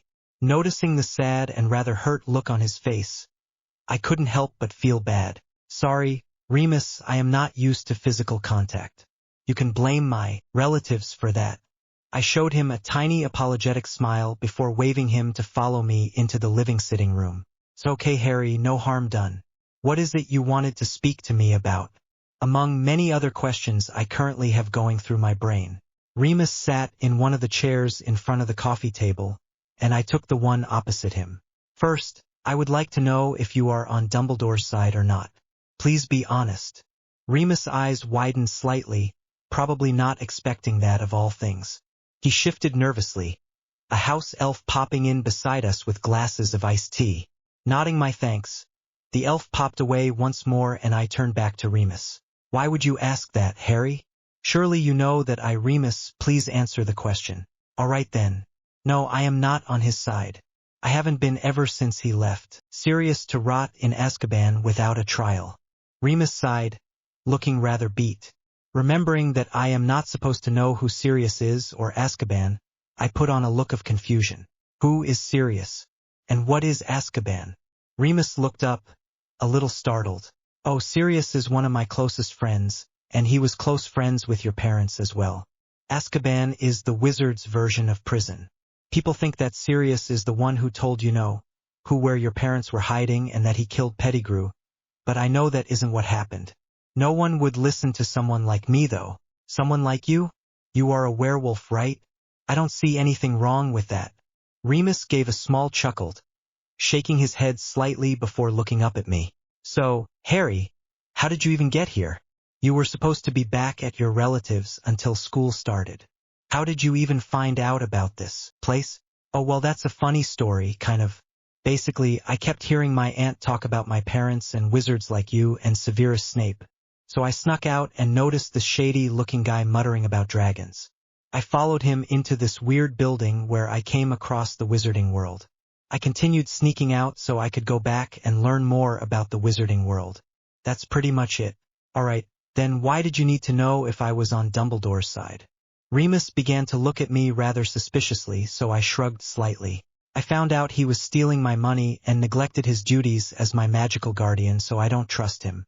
The suspicion on his face turned to surprise, his eyes widening slightly. "Oh, that old son of a— It's fine, Remus, it will be taken care of eventually. I have already gotten a new guardian, though his identity will remain a secret. That is the other reason I asked you here. My guardian says he doesn't want me to be living alone and requested I find an adult to move in with me. He suggested you." "What? Are you asking I can't live here, Harry? What if I hurt you?" "Don't worry. You won't hurt me or anyone else. This place does have an expansive forest behind it, which also has a ward around it so no muggles or wizards can wander inside or out of it. It is safe for you to go out there on the full moons. The wards will keep you in if you end up going that far out.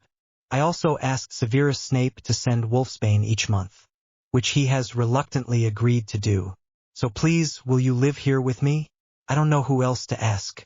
I gave him a puppy dog look, patiently waiting for his answer. "Oh fine, you win. I will live here." He let out an exasperated sigh, shaking his head with a small smile. I grinned, proud of myself for getting him to say yes. "Oh yeah, could you help with my training as well?" I would like to make sure I don't fall behind the others since I was raised as a muggle. I also want to learn to be an animagus. Remus raised an eyebrow but nodded. Yes, I suppose I could help with that. But first I need to go and pack my things and bring them here. I will return in about an hour. All right, thank you. I will have a room ready for you when you return. I stood, leading Remus back to the front door. All right, Harry, and if you decide you don't want me living here anymore, just say so and I will leave. I will not do such a thing.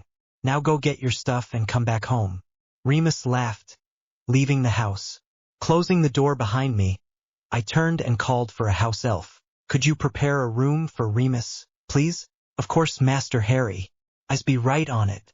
The little elf bowed happily, before popping away again. Going back to the library, I laid my head on my arms, not noticing my eyes drifting shut as I fell asleep. Chapter 10. Harry POV. Harry, the hairless wolf, is back. I snorted, glancing up to see Remus walk into the room as Aaron settled on my lap again. Sorry you didn't get a chance to meet earlier, this is Aaron. I rubbed lightly on the top of said snake's head, before looking back up at Remus. He looked a little surprised, though thankfully not frightened. The owl that delivered the letter is Loki. Remus frowned slightly, a crease forming between his brows. Yes, he seemed to find enjoyment in flying just out of my reach, so I couldn't get the letter from him. Though I guess he grew bored of it and decided to give it to me. Sounds like something he would do. If you would like, you can sit, or join me and visit the library. I will have a house elf take your bags to your room. I would be glad to visit the library. Remus placed his 2 small bags on the floor, before following me to the library. After walking into the room, with Aaron wrapped around my shoulders, Remus headed towards the potion books, and I wandered over to a section I hadn't gone through yet. Oh right, I need a house elf to deal with his stuff. Buyer. I turned to my right, seeing a small elf standing there, bouncing on the heels of his feet. What can I do for Master Harry? Please take Remus' stuff to his room. Of course. I's do it right away. The elf popped away soon after, and I turned back to the shelf I was looking over. It was when I almost picked out a book on magical creatures that I spotted a rather odd book. It was thick, with a leather cover, and no title written on the spine. Picking it up instead, I walked over to the table and sat across from Remus. What have you found there, Harry? I glanced up to see a curious expression on his face. Oh, I am not sure. There was no title on the spine. There isn't anything on the front or back of the cover either. I showed it to Remus, only to be confused as his eyes widened slightly. I recognized that book. It was during summer break. I had come to visit your dad here. He showed me that book and 2 others, stating that they were Parseltongue books. He didn't know what was written inside of it, though due to no one having the ability to read it in the Potter line. Blinked at this new information, not realizing there could be books like this here. I would expect them to be in the Malfoy library, or with Valdi. But with the Potters? Though this could be helpful, whatever has been written inside. Could you show me the other 2 books? I asked, ignoring the curious expression Remus is now showing me. Of course. He stood, walking over to the potion section, grabbing a book, then doing the same in the defense section. Walking back over, he placed both of the books on the table beside the first one. They had the same leather cover, all 3 a worn black color. What are you going to do with them, though? I smirked at the question, taking my eyes off of the books to look at Remus again. I'm going to read them, of course. I am able to speak Parseltongue. This succeeded in shocking the poor wolf, who simply gaped at me for a good minute. Harry, why not learn parcel magic? Remus jumped slightly at the sudden sound of hissing, probably forgetting Aaron was still there. I looked down at the snake, rather confused. Parcel magic? I can do that? Of course you can, silly wizard. It isn't that hard to do, though it is easier without a wand. A wand cannot channel your intentions as easily when they are in the tongue of snakes. Why not? Because a wand is made for humans, not snakes. Being able to speak the snake language is very rare, therefore not taken into consideration when making a wand. I suppose this makes sense. I will have to start practicing this then. Could come in handy. What happened? Remus spoke up, probably trying to not freak out over the hissing. Oh, Aaron was explaining parcel magic to me. I decided it would be useful to learn how to do it. Remus smiled in acceptance, going back to his book. It makes sense though, now that I think about it. I didn't need my wand. Whenever I opened the Chamber of Secrets, roughly 20 minutes later, I was nose deep in the first book reading about the previously mentioned magic, when Remus spoke up again. We should begin your animagus training tomorrow since it will be the first of the month. Oh, all right. Why the first of the month though? You will need to meditate for 1 month and hold a leaf of a mandrake in your mouth. For those last 2 months of summer break, I trained in parcel magic, runes, defense, offense, potions, healing, wards, wordless and wandless magic, and became an unregistered animagus.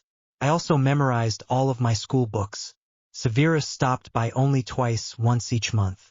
Both times were during the full moon to give Remus the wolfsbane potion, though that was a cover-up to see if I was doing fine. I didn't mention my training to him, preferring to keep it a secret for now. I know that Remus won't be telling anyone anything, especially Dumbledore. He mentioned making a promise to my parents to keep me safe, and if that means not following Dumbledore, then he doesn't mind. Sliding open one of the many doors on the train, I was expecting an empty compartment, but instead came face to face with Draco, who was poised to open the door himself. "Harry, it's about time. I was just about to go looking for you." Draco smirked, before sitting back down. "Sorry, Remus was a little slow this morning." I sat on the bench across from him, after pulling on the Hogwarts robes. I also ran into Ron Weasley, who held me back for a few minutes. I wanted to laugh at the expression Draco made at the name, but merely smirked. "I do hope you put him in his place." "No worries, I doubt he will bother me again." Draco's lips formed a matching smirk as I settled down, remembering what had taken place on my way here. I was walking towards the barrier for platform 9 3/4 when I heard Molly Weasley shout out about where to go. I calmly watched them for a few moments, before making my way to the platform before them. It was a few moments after, when I was walking towards the train, that I was stopped by Ron Weasley. "Aren't you Harry Potter? Like the Harry Potter?" I'm Ron Weasley. The ginger was grinning, his hand stretched out in greeting. I felt my eyebrow twitch in irritation. "Bugger off, Weasley. I'm not interested." "What? But you're the Gryffindor golden boy. We could be great friends." He had let his hand drop, and was now trying to force his grin to stay on his face. "Sorry, but I am not interested. I'm sure we could be great friends in a different timeline.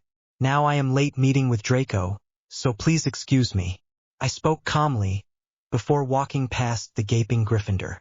I should hurry to the compartment Draco is in before Weasley decides to snap out of his shock and comes after me in hopes of befriending me. "Harry."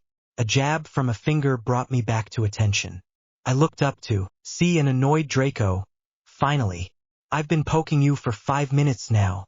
But anyways, meet Blaise, my best friend and one of the very few people I actually trust." Looking over to the boy he was pointing to, I gave a small nod in greeting. "Nice to meet you, Blaise." "Likewise, Harry." Blaise returned the nod, before pulling out a book on defense.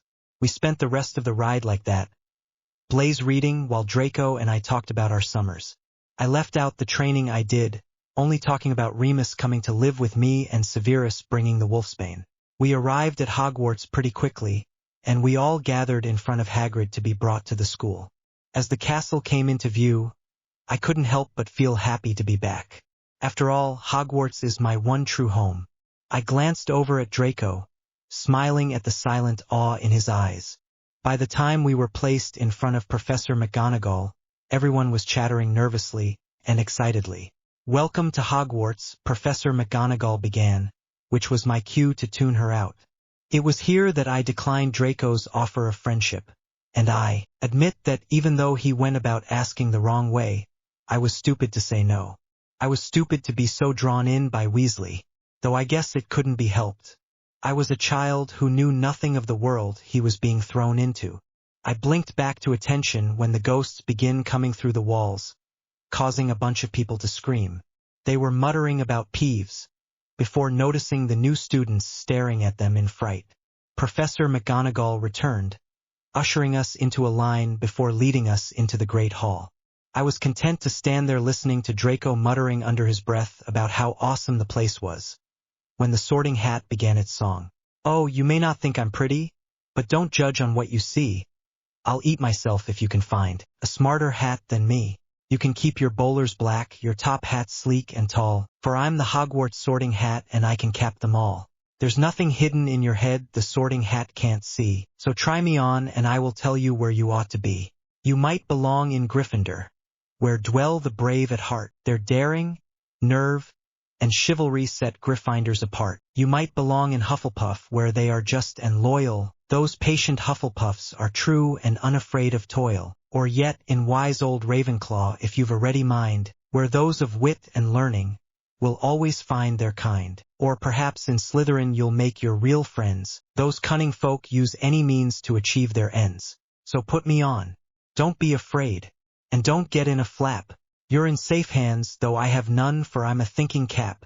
I watched as Professor McGonagall unrolled a piece of parchment. When I call your name, you will put on the hat and sit on the stool to be sorted, she said. Abbott, Hannah, went to Hufflepuff, as did Susan. Bones, this is bloody boring. Draco complained 5 minutes later. I simply gave a small sigh in reply. It was almost his turn anyways, though it is understandable that he was bored since he already knew he would be in Slytherin. It was when my name was finally called that the hall went silent, everyone's attention on me. Ignoring it, I sat down on the chair and the hat was placed on me. Harry Potter, good to see you again. Are you willing to go into the house you belong in this time? Of course. Good, then it shall be. Slytherin. I wanted to smirk when suddenly everyone started talking all at the same time. Completely shocked. Dumbledore's glare was boring a hole into my back, but I ignored it. However, on my way to the Slytherin table, I consciously made eye contact with Professor Quirrell. Or should I say Lord Voldemort. I expected the burning in my scar, so didn't flinch when it happened. There was a mixture of shock, confusion, and interest in his eyes, so I knew that Voldemort was in control at that moment, making it all the more interesting. Chapter 11. Dumbledore POV. I can't believe Harry got put into Slytherin. He must be re-sorted into Gryffindor at once. There is no way I am letting my weapon try and leave the leash I have him on. The nerve of the kid, tricking the hat into placing him with the snakes. This will ruin all my carefully laid out plans. Plans of having Harry find the stone and kill Voldemort, who is possessing Quirrell right now. I will need to place some strong compulsion spells on the boy. So much to think on, so much to control. No matter. The wizarding world will be in the palm of my hand in the end. Harry POV. I gracefully sat down next to Draco, well aware of Professor Quirrell's gaze still on me. Hey Harry, I hope you don't mind, but we were placed in a room together. Draco tapped my shoulder, his Slytherin mask already in place, even though I could see the glimmer of happiness in his eyes. I rolled my eyes, careful to keep my own mask in place. Of course I don't mind, Draco. Oh, but there is someone you should meet when we get up there, though. I smirked at the confusion Draco directed at me. Don't worry, he's harmless. I looked up as someone sat down across from us in a slight huff. Hello Draco and Harry, right? I was shocked to hear you're a Slytherin. A girl spoke happily, but nicely enough. Strange, I thought Pansy Parkinson was supposed to be an annoying chick who clung to Draco like her life depended on it? Oh well, guess this is just another change to the timeline. Yes, and who might you be, miss? I questioned with a charming smile. But then the gaze on me from the teacher's table turned into a glare, the flare of pain causing me to flinch slightly. Not enough for others to notice, but it was still enough for Draco to catch. Oh, my apologies. I'm Pansy Parkinson. Pleasure to meet you. She smiled, holding her hand out, which I took and placed a quick kiss on. The pleasure is all mine, Miss Parkinson. I nearly laughed at the shock written on Draco's face, but was stopped when the pain in my scare worsened. What is his problem? Geez. Taking a deep breath, I went back to listening to Pansy. Please, Harry, just Pansy is fine. We are friends after all. Of course. I smiled before tuning the two out and focusing on the link between Voldemort and I. Why is he so angry? Can't be because I am in Slytherin. No, that would make him happy. Dumbledore, maybe? No. Highly doubt they would start anything here of all places. Anyways, I need to figure out what I plan to do. It's the Philosopher's Stone this year, so I will need to either get it before anyone else does, wait and see if Granger and Weasley get it, or find out if Voldemort will get it on his own. Harry! Draco shouted, well, kind of. More like he said it really loudly in my ear. What? I hissed back, not really happy about my thoughts being interrupted. Quirrell, or Voldemort really, was still staring at me too. Merlin, will he ever stop looking at me? People will get suspicious if he doesn't. Give it a break. Sorry, but are you going to eat anything? We are going to the dorms in 5 minutes. He pointed to my still untouched plate of chicken. I let out a small puff of air, shaking my head. I'm not hungry. I ignored Draco's elegantly raised eyebrow, choosing to change the subject. What classes do you guys have? I glanced down at the paper that had been placed on my plate, probably when I was preoccupied. We have History of Magic first on Monday. My gaze shot up to the new voice, only relaxing when I realized it was Blaise. When did you get here, Blaise? I questioned out loud. Oh, I got here while you were daydreaming. All 4 of us have History Monday. We checked already. He smirked, which I replied with a frown. Of course, Headmaster. I turned to Draco. I'll be back later. Don't wait. Draco just nodded as I stood, leaving the hall. I wanted to smile at the irritation I could feel through the link, since it was aimed at the headmaster and not me this time. The walk to his office was a silent one. Would you care for a lemon drop, my boy? He asked as we entered his office, and I declined. He is going to request I be resorted. Now, the reason I asked you up here, I would like for you to be resorted. I'm sure you would like to get away from the Slytherin's inhospitality. I snorted. Now, Headmaster, I actually rather like where I am. I do not need to be resorted. I leaned back in the chair, resting my chin on my hand. I'm sure you don't mean that. Come now, you belong in Gryffindor like your parents. This time, I felt a compulsion charm come towards me. Thankfully, I made a rune to block such things before leaving for Hogwarts. It is on a necklace that is also spelled to be invisible. I looked at Dumbledore, my gaze unwavering as he watched for signs that the charm worked. His eyebrow twitched, and another charm was blocked by the rune. Standing, I glared at him. Now, dear Headmaster, is this any way to treat a precious student? Casting compulsion charms to get me to do things that I would rather not do. I don't know what you're talking about, dear boy. Please sit back down. I am not finished talking with you yet. Dumbledore, I do not need or want to be resorted. I am a Slytherin. I must be getting to my dorm, so do have a good day, sir. Calmly walking towards the door, I paused before exiting. Also, I am not your dear boy. Refrain from calling me as such. I walked down the hall, towards the dungeons, calming myself down on the way. It was working, until I ran into Quirrell, just as I turned down the hall to my destination. Harry P.P. Potter. Pleasure to see you. He stuttered out, rather slowly. Hello, Professor. What brings you down to the dungeons? I replied, wishing he would not do the whole stuttering thing. I don't know what the purpose of a fake stutter is in the first place. Nothing in particular. Just making sure there aren't any lost students. You must be off now, P. Potter.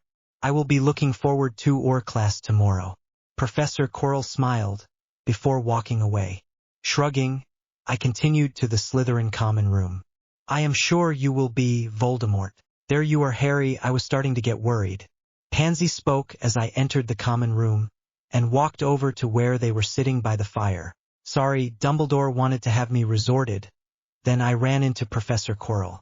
I answered, sitting next to Draco on the couch. Don't worry. I told the headmaster I am fine where I'm at. Oh good. But what about Quirrell? He seems to be a bit off if you ask me. Blaise asked, a book sitting in his lap. Yes, he does seem awfully strange. I turned, not intending to stay and chat. I need to go check on my companion, then I am going to bed. I will see you guys tomorrow. I waved, walking up the steps and down the left hallway. I had just summoned 2 rabbits and located Aaron when Draco walked in with a sway in his hips. Sometimes I think that he is secretly gay and just doesn't know it. What in Merlin's name are you doing, Harry? He stifled a laugh, covering his mouth with his hand. It was understandable I was on my hands and knees looking under my bed. Giving a small sigh, I pulled my arm out, after being sure he was secured. Draco, I would like you to meet Aaron. I grinned, holding the snake up for Draco to see, only for Draco to squeak out in shock before falling to the floor in a dead faint. After laughing quite a bit, I did what any friend would do. I left him there for the night after placing a blanket over him. It was around 7 in the morning when I was woken up by an owl tapping on the table next to my bed. How exactly it got in here, I am not sure, and why I am getting mail this early is beyond me. Sitting up and pushing the curtain to the side, I found it holding a leg out quite impatiently. She reminded me of Hedwig, almost, with her feathers being white mixed with a slightly darker orange and her light blue intelligent eyes. I automatically recognized her. Remus Owl Ollie. We had decided to get him one over break so it would be easier for him to send letters. This way we both have an owl, in case something happens and we can't wait for the other to send another letter to tell them. Thank you, girl. I gave her a small owl treat from the drawer, and she settled down where she was. Seems he wants a reply. Pulling out a self-inking quill and parchment, I sat against the headboard of the bed and began to read. Harry, how is Hogwarts so far? I hope everything is going well for you. What house did you get placed into? Tell Draco I said hello and to stay out of trouble.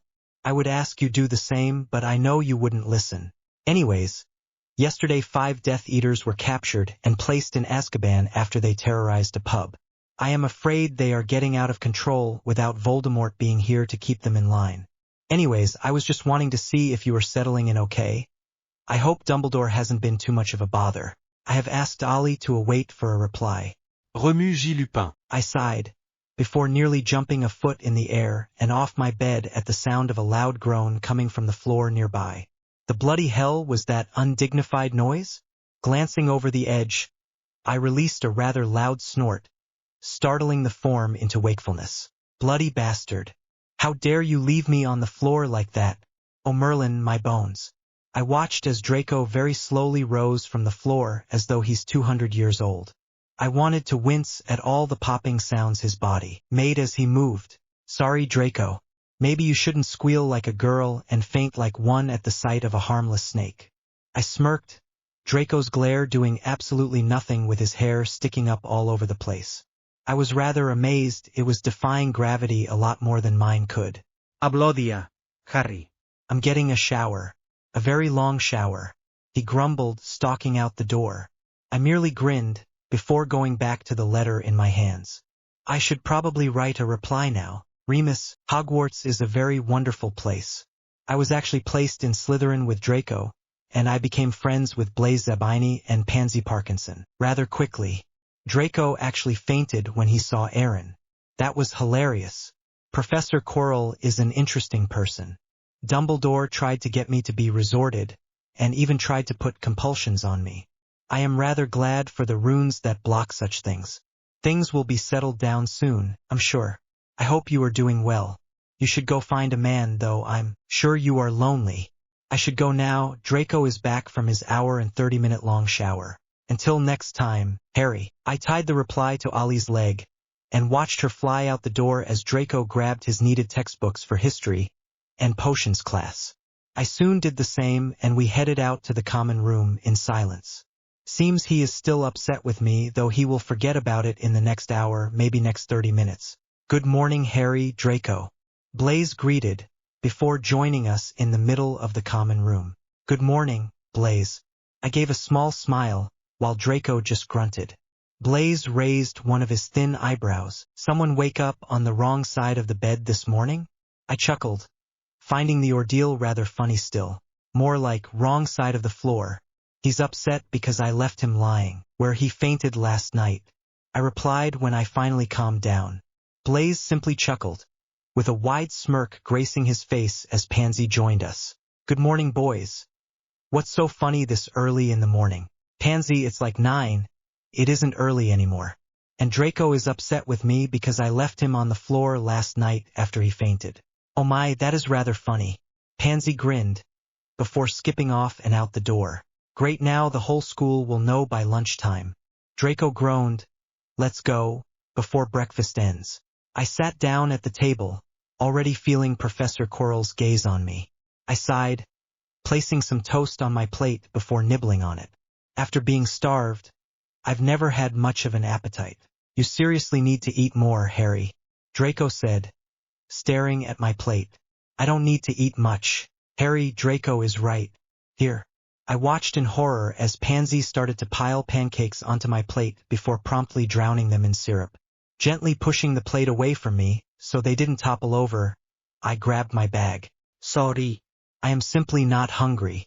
I walked calmly away, not wanting to say anything else on the matter. It was none of their concern.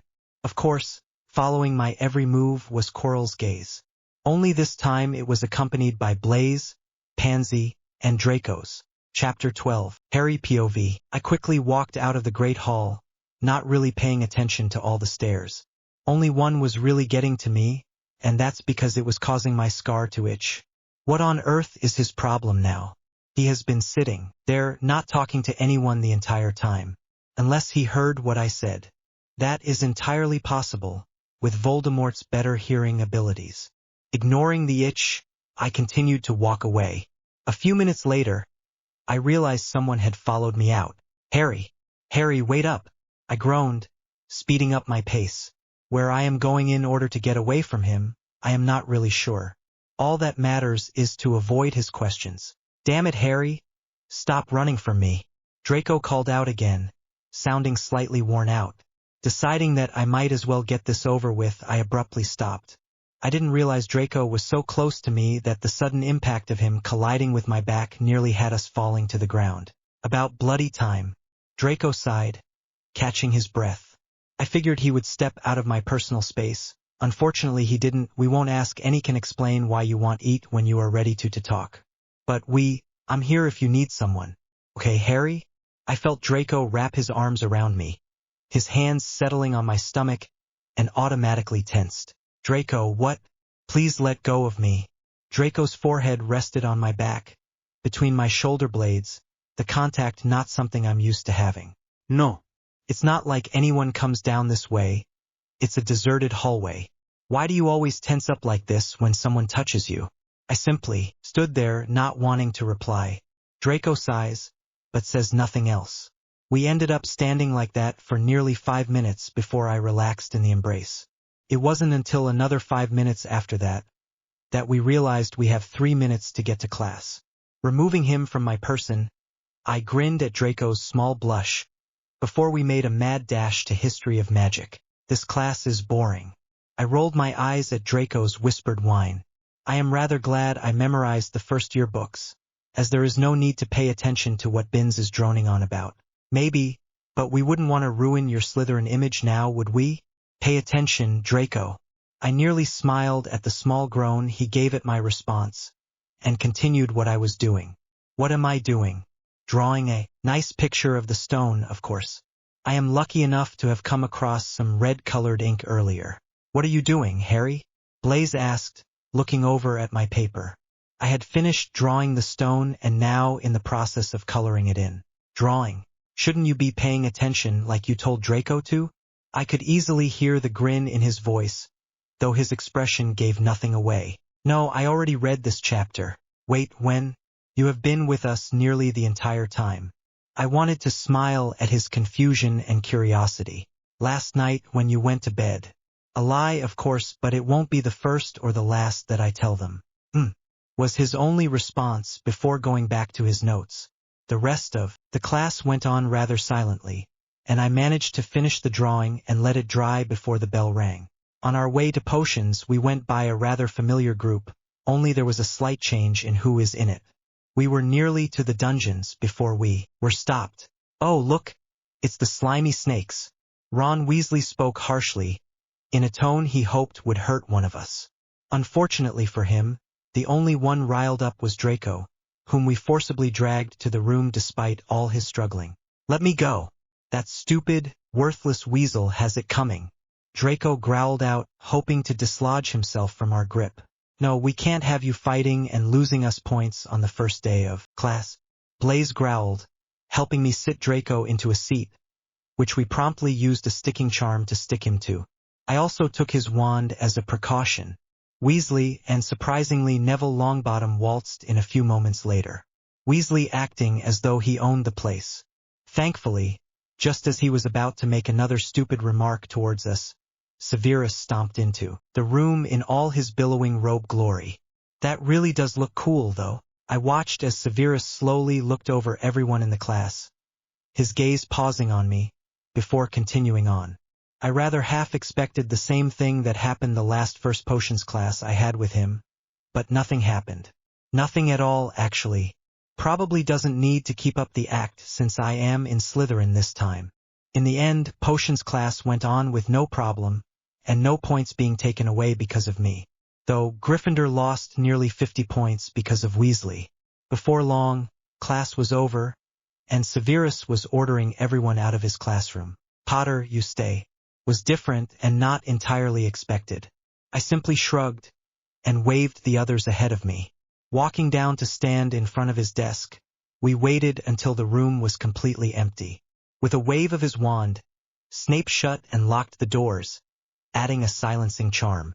Welcome, Harry, to the House of Slytherin. I warn you to be very careful. Dumbledore will try and sway you back to his side by any means necessary. Oh, thank you, Severus, and I know. He's already tried using compulsion charms on me. I gave him a small, tight smile. As Severus narrowed his eyes. He did what? He tried to use compulsion charms on me to talk me into resorting. I shrugged. How on earth did you manage to deflect them? This time, his eyes shone with slight curiosity. I made runes over summer break, just in case an angry student attacked or poisoned me. Let me see them. Severus held his hand out, the long fingers stained from years of potion making. If looking close enough, I could see little scars from knives. I reached under my shirt and pulled my hidden necklace over my head, silently canceling the concealing charm before it was completely out in the open. The rune was a rather simple one, for basic protection from hexes and charms. It's engraved in a polished, light brown stone I found in a store over the summer, and hangs on a string of dark leather. The stone is about the size of a quarter and half an inch thick. After placing it gently in Severus' palm, I paused. Should I really show him the other one as well? After all, it is slightly more advanced in preventing potions from harming me. The small raise of his eyebrow rather decided for me, so I again cancelled the concealing charm, before unclipping the bracelet from my wrist. As this one is more advanced, it consists of 2 runes, next to each other. I used an orange gem that was shaped to be 2 inches long and 1 inch wide, and in a slight arch so it would form around my wrist better. The gem is connected to a thin gold chain, and the clip is also gold. The third one I have on my other wrist is something I won't be showing to anyone anytime soon. If I do, it will make them more suspicious of me than they should be. The third one is a piece of pure black dragonhide leather. It is about 2.5 inches thick and goes all the way around my wrist. The runes take up 1/2 of the bracelet and they block any advanced spell, both dark and light. Of course, I don't really need these runes as I am capable at deflecting spells and dodging them, but I can never be too careful. These are very well made. Harry. Severus spoke softly, running his fingers over the markings. Thank you. Those are the first 2 successful ones I made, after having many others blow up in my face. Not really a lie, I suppose. He handed them back, and I swiftly put them back on. I would like to make a request, Harry. Oh?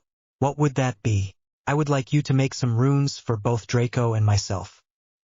His tone rather sincere, as he looked up at me. All right, I can do that, but I will need to know what you will need. I was planning on making some for Draco, anyways. I retrieved the runes, placing them back in their respective places, along with the concealment charms. I would like protection from poison, and 1 for healing, for both Draco and I. Then I would like 1 to protect Draco from legilimency, as he is still not the greatest at occlumency. That should be easy enough to make. I can get all the materials from the room of requirement. Bring them to me after class when you have finished them. Of course. Oh, and Harry? Severus spoke, before I could turn to leave the room. Yeah. If you have any problems with schoolwork or other students, let me know. I will. Don't worry. I gave a small smile before exiting the room, already making a mental list of what I will need for the runes. A week later found me once again standing in front of Severus after potions class.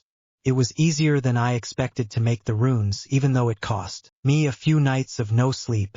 I think that Draco had noticed that I would leave the room in the middle of the night and not return until an hour before breakfast. I had managed to calm him by saying I was helping Severus with something, though I don't think he entirely believed me. Thank you, Harry. If there is anything you wish of me in turn, you may ask.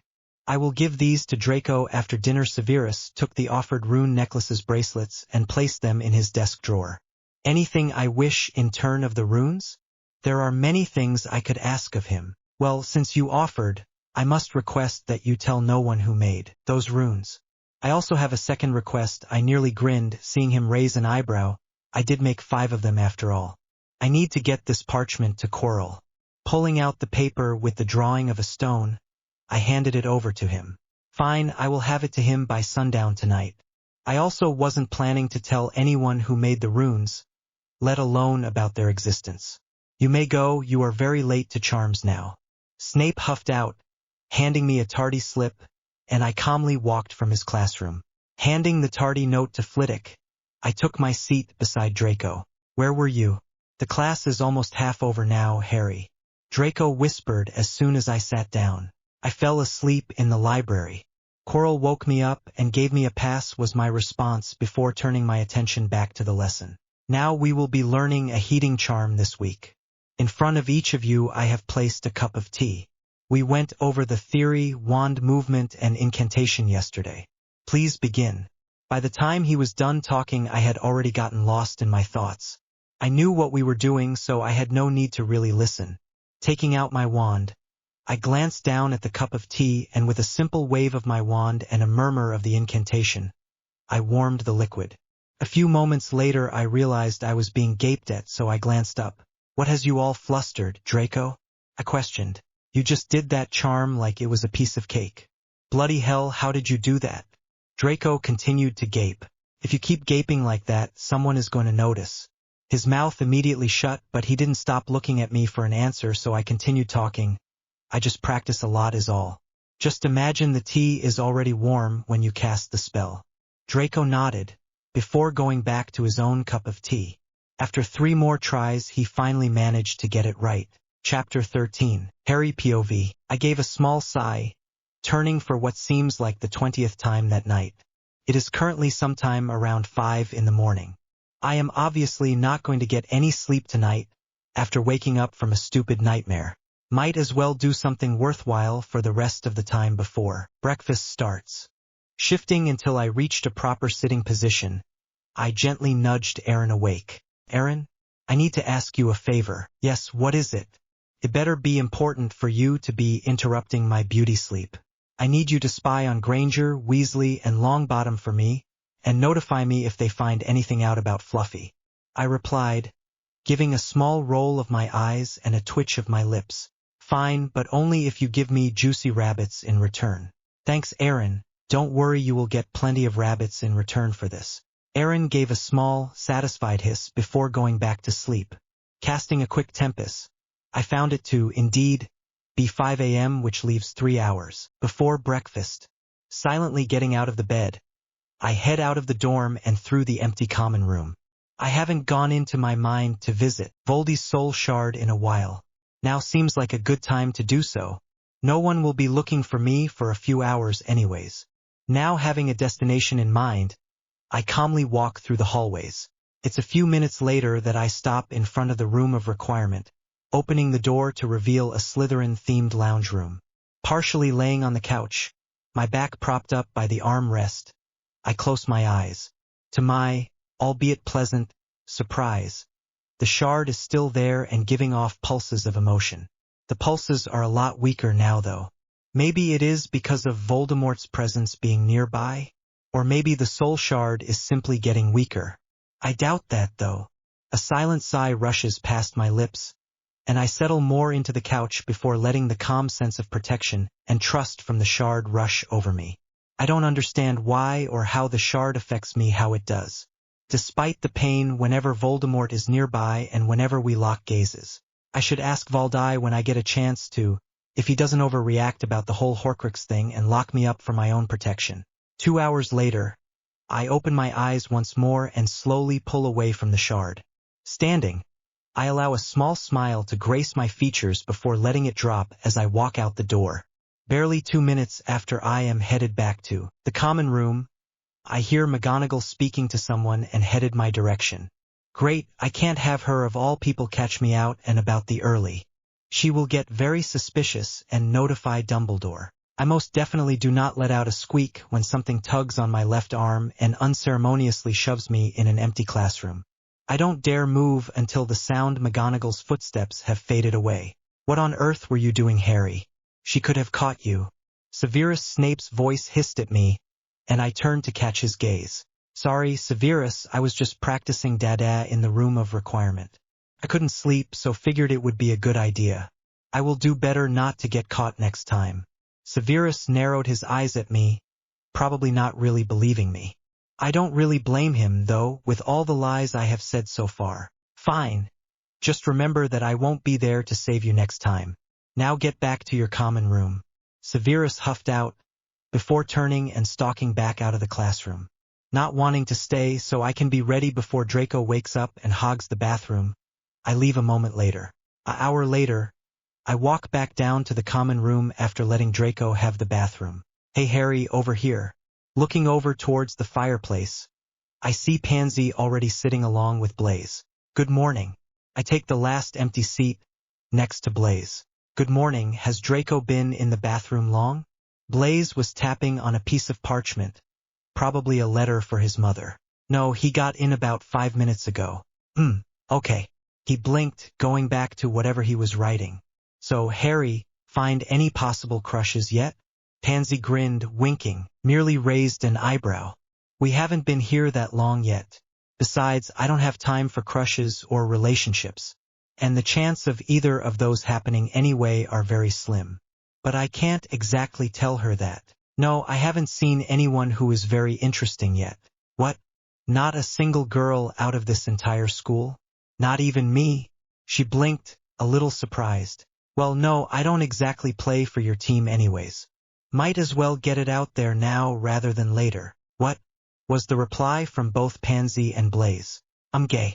So no, there's no females that interest me here. And before you ask, no guys either.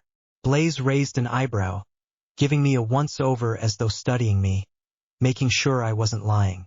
Oh my, does Draco know yet? Ooh, why not go out with Draco? I am pretty sure he isn't as straight as he claims he is. Pansy was on the edge of her seat, her foot bouncing as though to contain the sudden abundance of energy she now has. Sorry, but I prefer to date guys who are a little older than me, so he isn't really my type. Considering I am not even 11 on the inside, so it would be weird to date someone my age. What about Draco's dad then? Or is he too old? I sputtered, not expecting Blaise to suggest that. What? But what about his wife? You don't know? I thought everyone knew. Pansy looked at me, confused. I wasn't born here, remember? There is a lot I don't know. Sort of. Have to worry about their marriage. It was huge news at the time, but now everyone has gotten used to it. And now my father is still looking for the one or whatever. Though there is someone he has had a crush on since he was in 3rd year of Hogwarts. Draco cut in, waltzing over to where we were with a smirk on his face. What? Who? This makes sense, and explains why he didn't introduce Narcissa as a Malfoy. But who would he have a crush on? That is a secret I am not allowed to tell. Draco smirked some more. Now let's go eat. I am famished. Blaise snorted, rolling up the letter he had finished a little while ago, before we all stood and headed to the Great Hall. Sitting down, Draco looked over at me, confusion dancing in his eyes. Why were you talking about my dad anyways?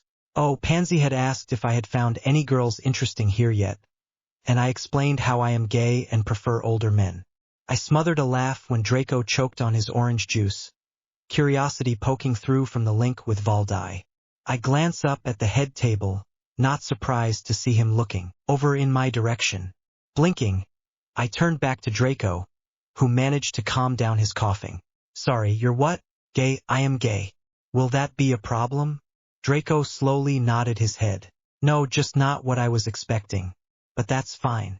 Oh look, here comes the mail. Draco looked up, and a moment later the sound of owls flying in could be heard.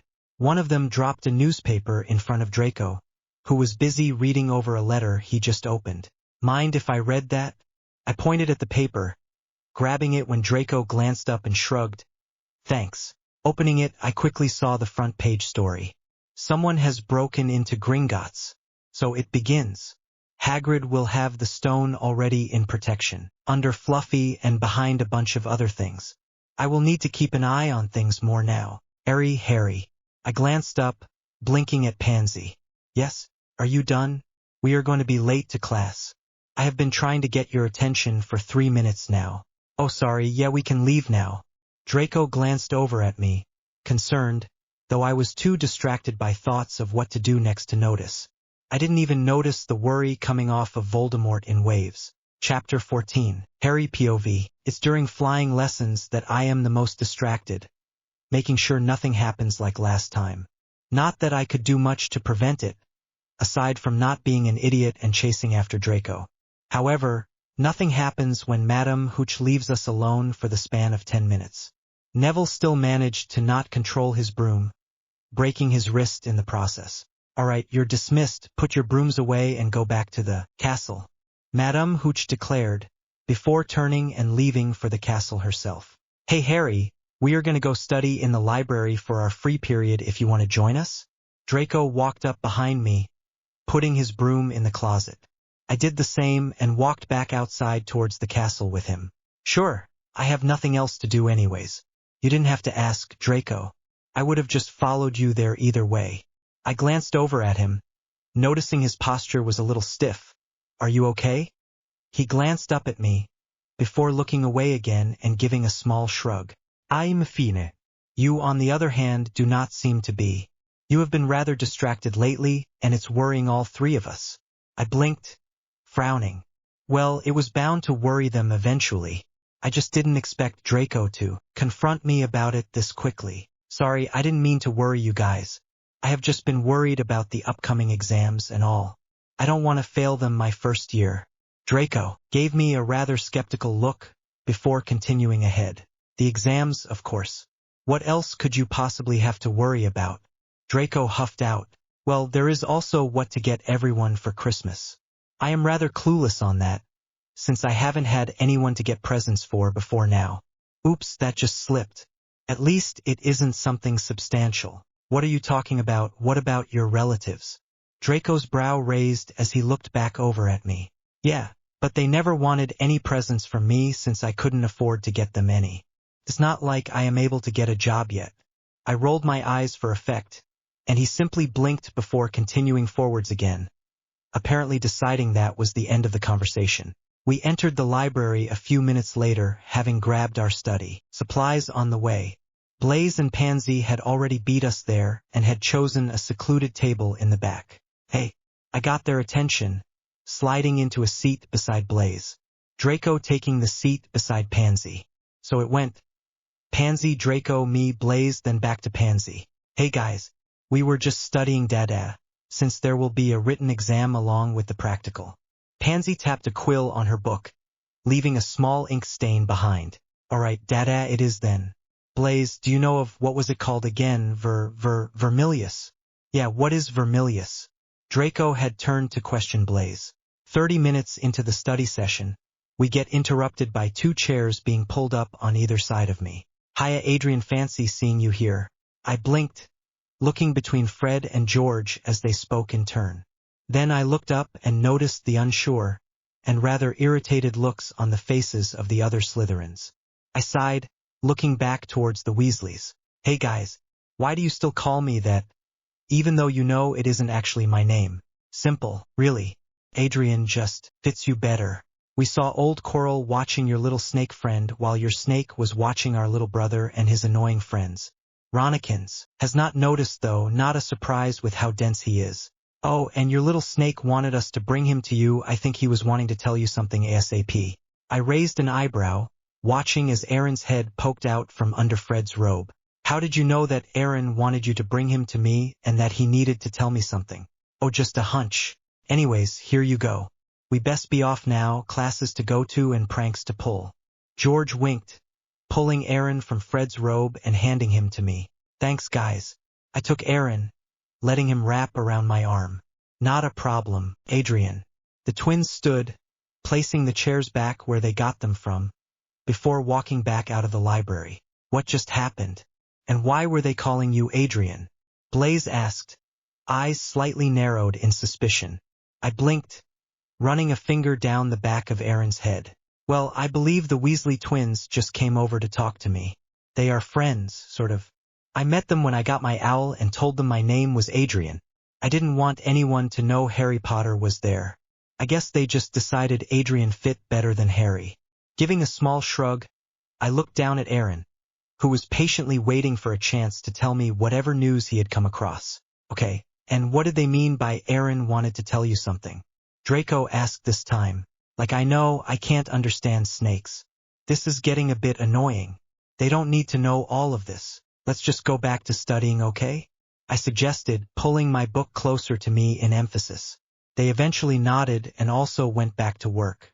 Aaron took the opportunity of their distraction to hiss out what he needed to tell me. The three you asked me to follow have found Fluffy.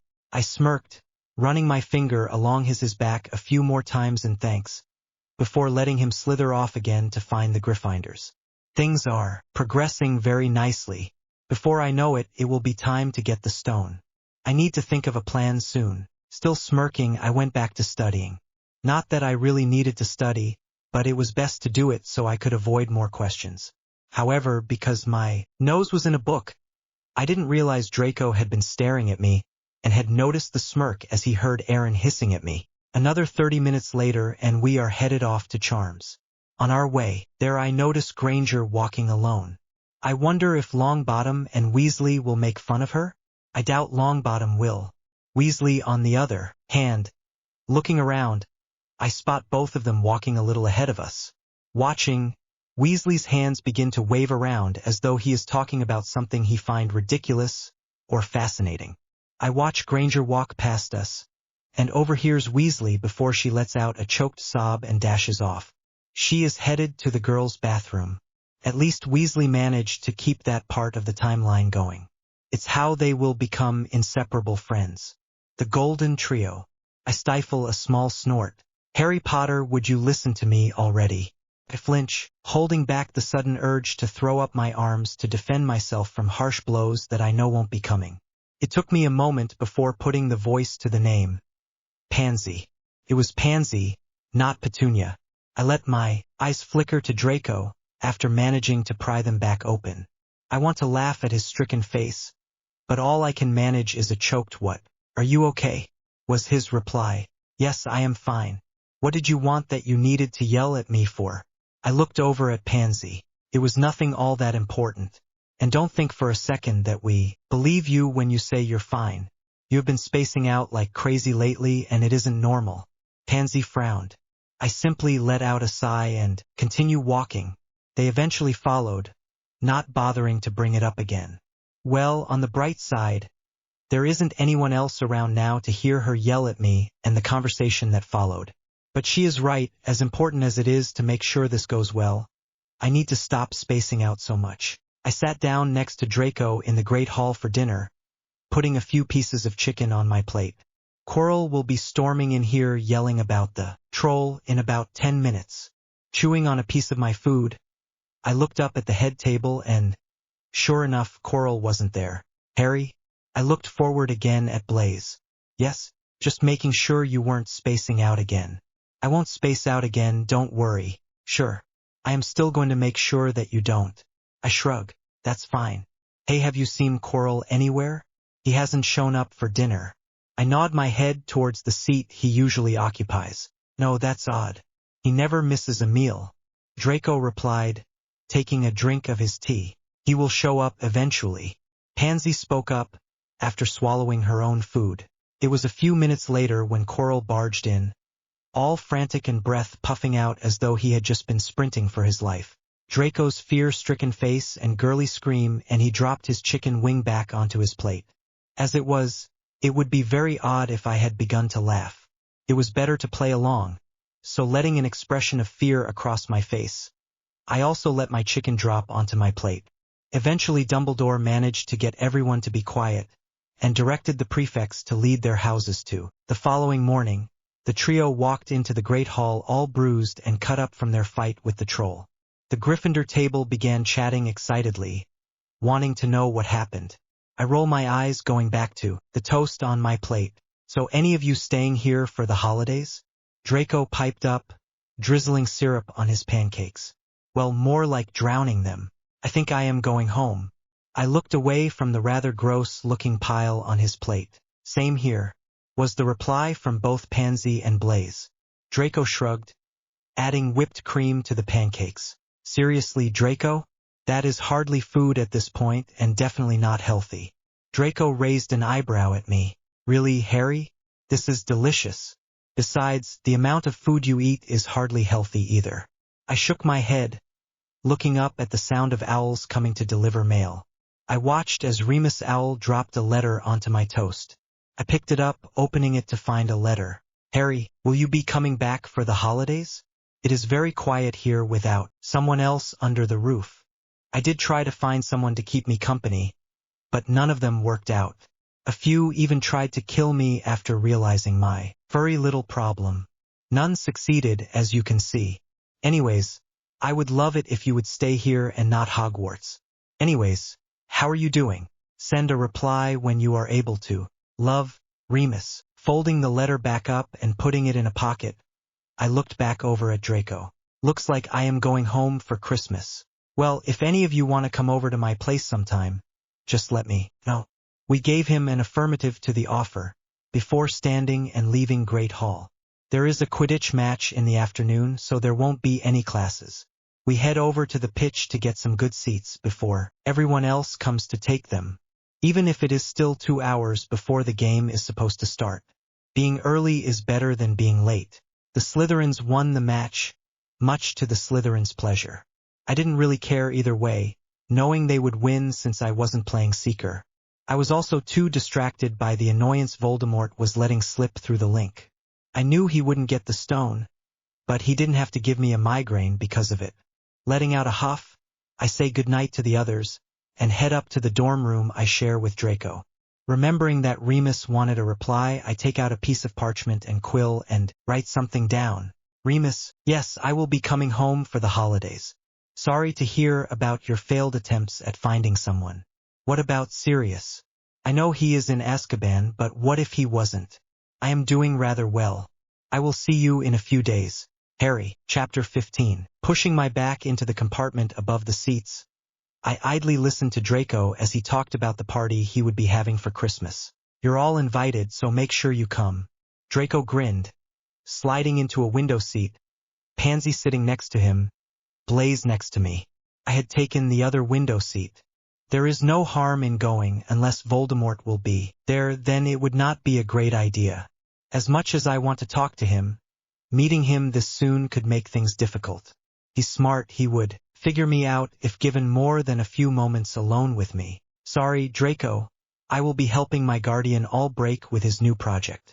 I gave a small downwards tilt of my mouth. Really, Harry, you can't get away even for an hour?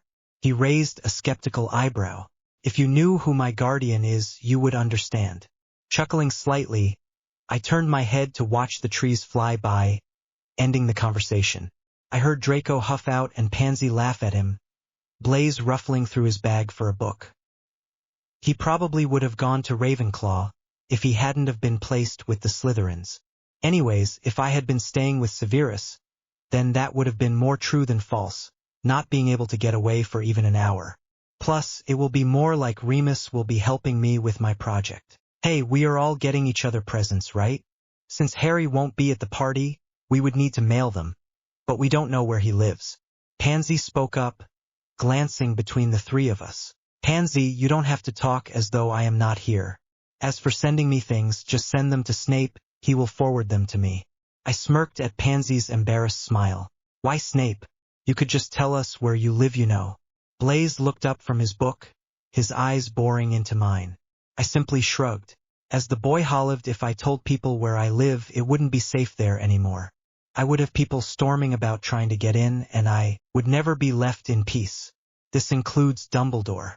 Since Snape is our head of house, and the one who took me to get my school supplies, I trust him the most with where I live. What about your guardian? Draco asked, blinking in confusion. Unless Snape is your guardian, but he has asked you to keep it a secret for the safety of both of you. Blaise smirked at me, thinking he was correct. Even if he is correct, I won't let him win that easily. That's the point of having Remus be the one acting as guardian. Sorry, Blaise, you're smart, but you can't know just yet. Actually, my guardian is Remus Lupin. Who else do you think I have been writing to all year? I raised an eyebrow, Blaise frowning slightly with a small glare as though saying I will get the truth out of you one of these days. Remus Lupin, isn't he a werewolf? Pansy frowned. I gave an answering shrug. Yeah, but Snape is giving him the Wolfsbane potion each month. Another reason why he is the only one who knows where I live. So Draco was suddenly cut off by the compartment doors bursting open and two redheads striding in, closing the door behind themselves. Hope you don't mind if we join you guys. The Weasley twins stood, grinning, before settling themselves on the empty seats next to us. Hello, Fred, George. Hiya, Adrian. Fred flashed me a smile. We were tired of listening to the Gryffindors complain about the Slytherins' win in the Quidditch match. Draco let out a snort, trying to cover it up with a cough. We all just stared at him, until he cleared his throat, uncomfortable. Stop looking at me like that. Draco, we aren't at school or in the Slytherin dorms. It wasn't necessary to try and cover that up, which you did quite horribly. I continued to stare at him, grinning when a blush creeped up to his cheeks. Are you sure you are straight, Draco? He began to sputter, the twins laughing, Pansy and I joining in.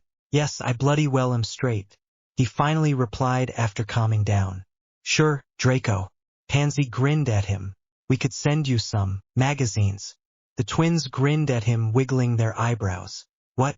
No. Two do not want some bloody magazines. Draco coughed out. I held in my laughter this time, Pansy struggling to breath from laughing too hard. The train ride to King's Cross continued in a similar fashion. Talk of my guardian and where I live was temporarily forgotten. We arrived a few hours later, all of us quickly leaving the train to grab the rest of our items. Looking around, I quickly spotted Remus standing back, so he was slightly in the shadows. Remus is here, I will see you guys later. I waved to the three Slytherins, the twins having split from us when we arrived to avoid questions. See you later, Harry. Pansy called out, waving back. I walked up to Remus, carefully avoiding all the other people standing around. Ready to go then? Remus asked, holding his arm out. Yeah, let's go. I took the offered arm and we apparat to the cottage. Welcome home, Harry, Remus grinned. Hope you had fun at school so far.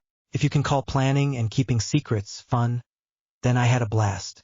I smirked, heading towards a seat, Remus following suit and sitting across from me. Have you decided what to do about Voldemort then? A house elf popped in then, placing tea and chocolate chip cookies on the table between us. Yes, I plan to help him get the stone. But so you know, even if you decide to tell anyone on the light side what my plans are, they won't be able to stop me. I sipped the tea, finding it to be honey nut tea. Really, Harry, you realize I won't be telling the light anything, right? Remus sighed. Well, it's always best to be prepared for anything. I smiled, picking up a few cookies and dipping one in the tea. Right? Well, what if I offered you my assistance wherever you may need it? He crossed his legs, leaning back into the chair. I accept the offer. Just know that if I do find out you have been telling the light things, that won't end well for you. Remus chuckled. I wouldn't have it any other way, Harry. Good. I grinned, finishing off the third cookie I had picked up. Another thing, Sirius Black. I watched Remus stiffen slightly, before relaxing again a moment later. What about him? He raised an eyebrow. Well, I have decided he should really be broken out of Azkaban. He has been in there long enough as it is. The question is how to do it and when. I will need Voldemort's help to do it. Yes, it would be easier if he helped. Maybe talk to him about it after you get him the stone. Hoddle, I chirped out, tossing on a change of clothes. Could you make 2 cups of hot chocolate and take one to Remus? Of course. The elf popped away, returning a few moments later with a steaming cup. I took it, nodding my thanks, before going back downstairs where the presents would be waiting. I had gotten Remus 10 different Muggle books, knowing there weren't any here that would interest him or he hadn't already read. I gave Draco a miniature glass dragon that was spelled to be animated and shatterproof.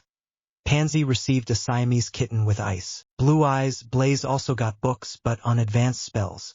The twins, though, got a dozen cupcakes with different spells cast on them. Color-changing spells, laughing spells, dream spells, and more. Settling down on a chair, I looked at the small pile of gifts on the table, before setting down my cup and began opening them. From Draco, I got an advanced potions book, a set of daggers from Blaze, a box of pranks made by the twins, a set of colored inks and quills from Pansy, and a set of connected journals from Remus. The journals could be very useful in the near future. I grinned, reminding myself to thank him when he gets downstairs. The cloak isn't here.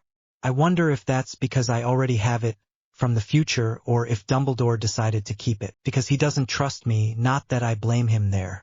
Speaking of the cloak, I think now is a good time to get that and the map out. Smiling, I head back up to my room to get the mentioned items out of their hiding spots. Chapter 16. I buried my nose into the books I was supposed to be studying for the upcoming exams. This is bothersome. I don't even need to study, but I can't just tell them I have this stuff memorized. That would bring up more questions. I suppressed another sigh, turning a few pages to make it look like I was reading. I was halfway turning a 5th page when I heard a harsh whisper coming from 2 tables down. Looking over, I see Granger stabbing a finger at a large book and looking rather proud of herself. Longbottom and Weasley looking a little put off by her excitement. They finally figured out who Nicholas Flamel is, then, which reminds me there had been a meeting of sorts between Severus and Quirrell tonight. I wonder if that will still happen. I could always check. Harry Potter. I jerked back to the present, seeing Draco staring me down with a frown. Yes, Draco? I let the words slowly tumble from my mouth, not wanting to make him even more upset. We would be thrown out of the library then. What in Merlin's name is wrong with you lately? You've done turned 25 pages in that bloody book without even so much as glancing at them. Pansy nodded at Draco's words, Blaze just sitting and calmly watching Draco hiss at me. Oh, sorry, I have a bit of a headache and your yelling isn't going to help it any. I can only read this stuff so many times before it gets overly redundant. I bit back, before standing up and stalking from the library. Draco POV. I groaned, burying my face in my hands. Way to go, Draco. Tick off the one person who care about more than anything else. Aside from Blaze and Pansy. I care about them too, but I care about Harry more. Wait, no, that's not right. Bloody hell. Letting out another loud groan, I held back the urge to bang my head against the table. Need to keep as much dignity as I can. Why has he been so distracted lately anyways? Hopefully there isn't something terribly wrong going on that he isn't telling me about, or anyone else about. He needs to talk to someone about things once in a while. Maybe he will talk to me. I let out a small snort. Right, maybe when Voldemort actually wins this stupid war. This is pointless, I need to go after him. Maybe not the best idea. It would be bad if he actually started to throw hexes at me. Is Draco going to be okay? I heard Pansy whisper to Blaze, who I assume shrugged due to the lack of an answer. He probably went crazy the moment he met Harry. I hope he at least know that Harry isn't interested in him like that. Harry would probably be more interested in Voldemort if he had a body. Of course I bloody well know that. You don't have to remind me. I quickly stood, slamming my hands onto the table. Be quiet or I am kicking you out. Is that understood? We all blinked, looking over at Madame Pants, who was glaring at us. Yes, Madame Pants. Blaze answered for us, forcing me to sit back down. Listen, Draco, Harry will be just fine. Give him some time to figure out whatever it is that has his mind in another world. I am sure that you realize there is a lot he isn't telling us or anyone really. Maybe you should try talking to him about it. You're the one he's more open to out of the 3 of us. Blaze packed his books back into his bag, the study session long over. Maybe you're right. I should at least try. We share a dorm for heaven's sake. He has a silencing spell on his bed every night. I only know that because I could sense it one night I needed a drink. He's always in bed after me and up before me. I also packed my books, Pansy doing the same. We walked out of the library, not saying anything else until we drew closer to the common room. I think that you should at least try, Draco. The worst he could do is hex you, and not say anything. Pansy smiled, going to her dorm. Blaze gave a quick pat to my shoulder before also disappearing to his dorm. Taking in a deep breath, I stepped into the room I shared with Harry. Harry POV. I flopped down onto a bed, having just got here from leaving the library. I ran into Coral on my way here. It ended up being an interesting interaction. Potter, where are you off to in such a hurry? Surely there isn't a fire that's making you dash about. I paused, looking at the top of the steps where Coral calmly stood. I could immediately tell Voldemort was the one speaking. If I was absolutely crazy, I would say I just seen concern in those eyes of his. However, I am not, so that couldn't have possibly been concern. I blinked, realizing I was already standing next to him on the top of the steps. I was just going to my dorm. Got into a small argument with Draco. My fault, really.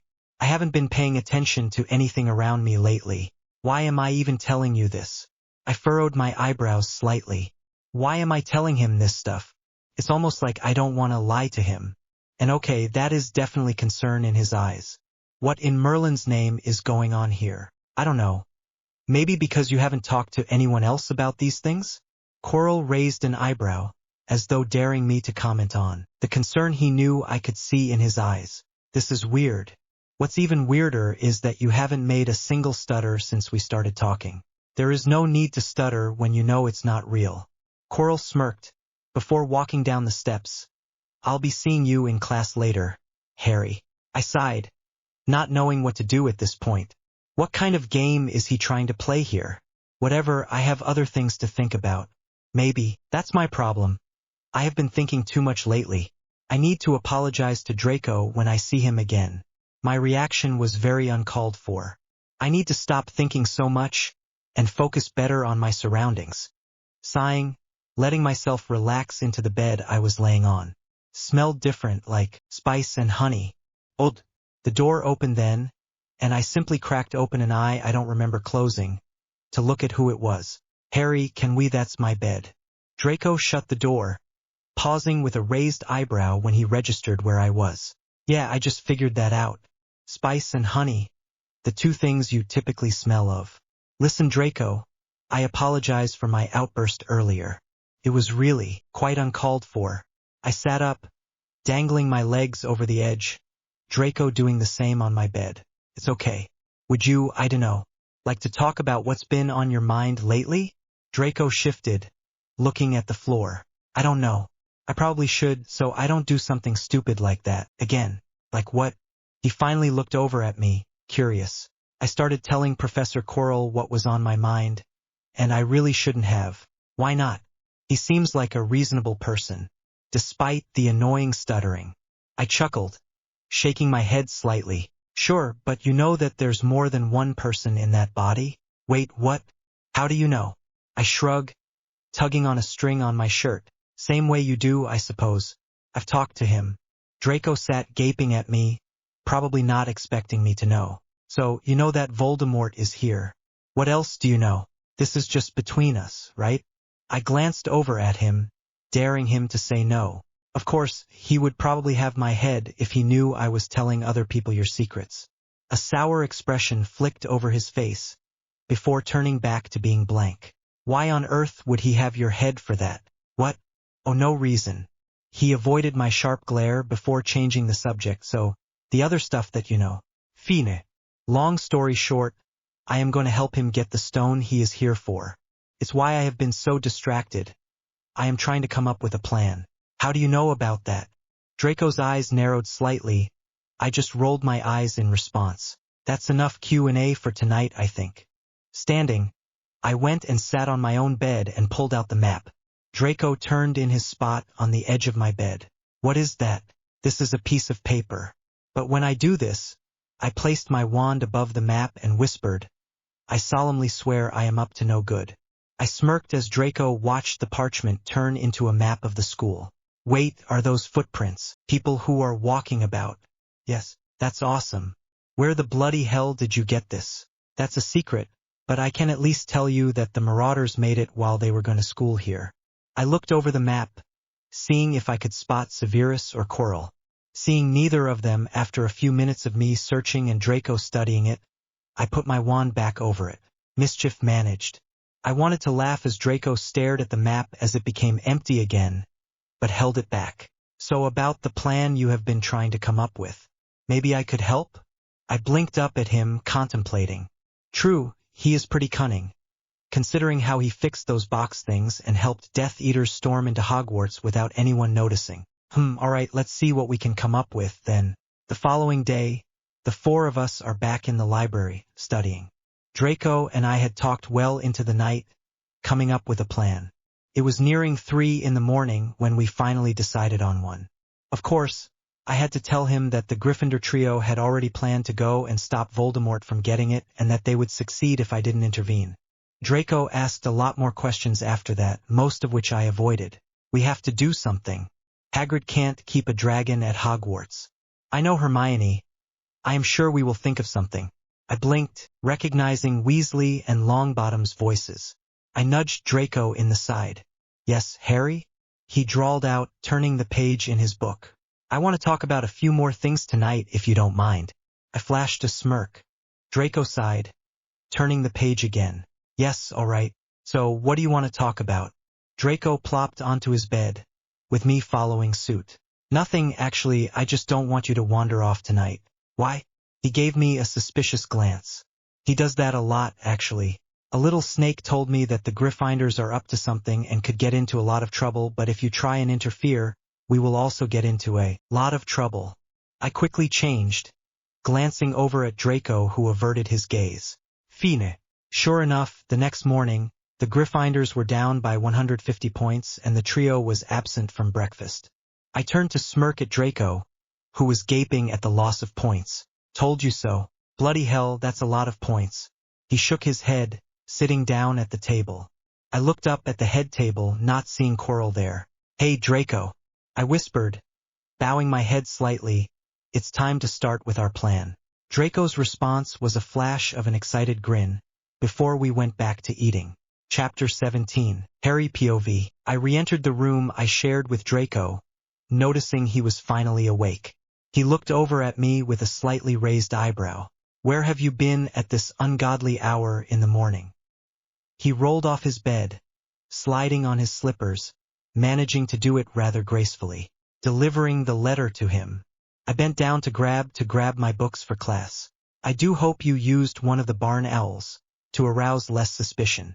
Of course I did, Draco. Now, get ready so we can go get breakfast. Smirked over at the silk-clad Malfoy, before leaving the room again. I heard him huff before the door closed and I went towards the common room. I walked in just in time to hear Pansy groan and stuff her face in her hands. What's wrong? Sitting down, she looked back up at me with a small frown. Harry, the finals are in 5 days, 5 days. Yeah, and why are you groaning over that?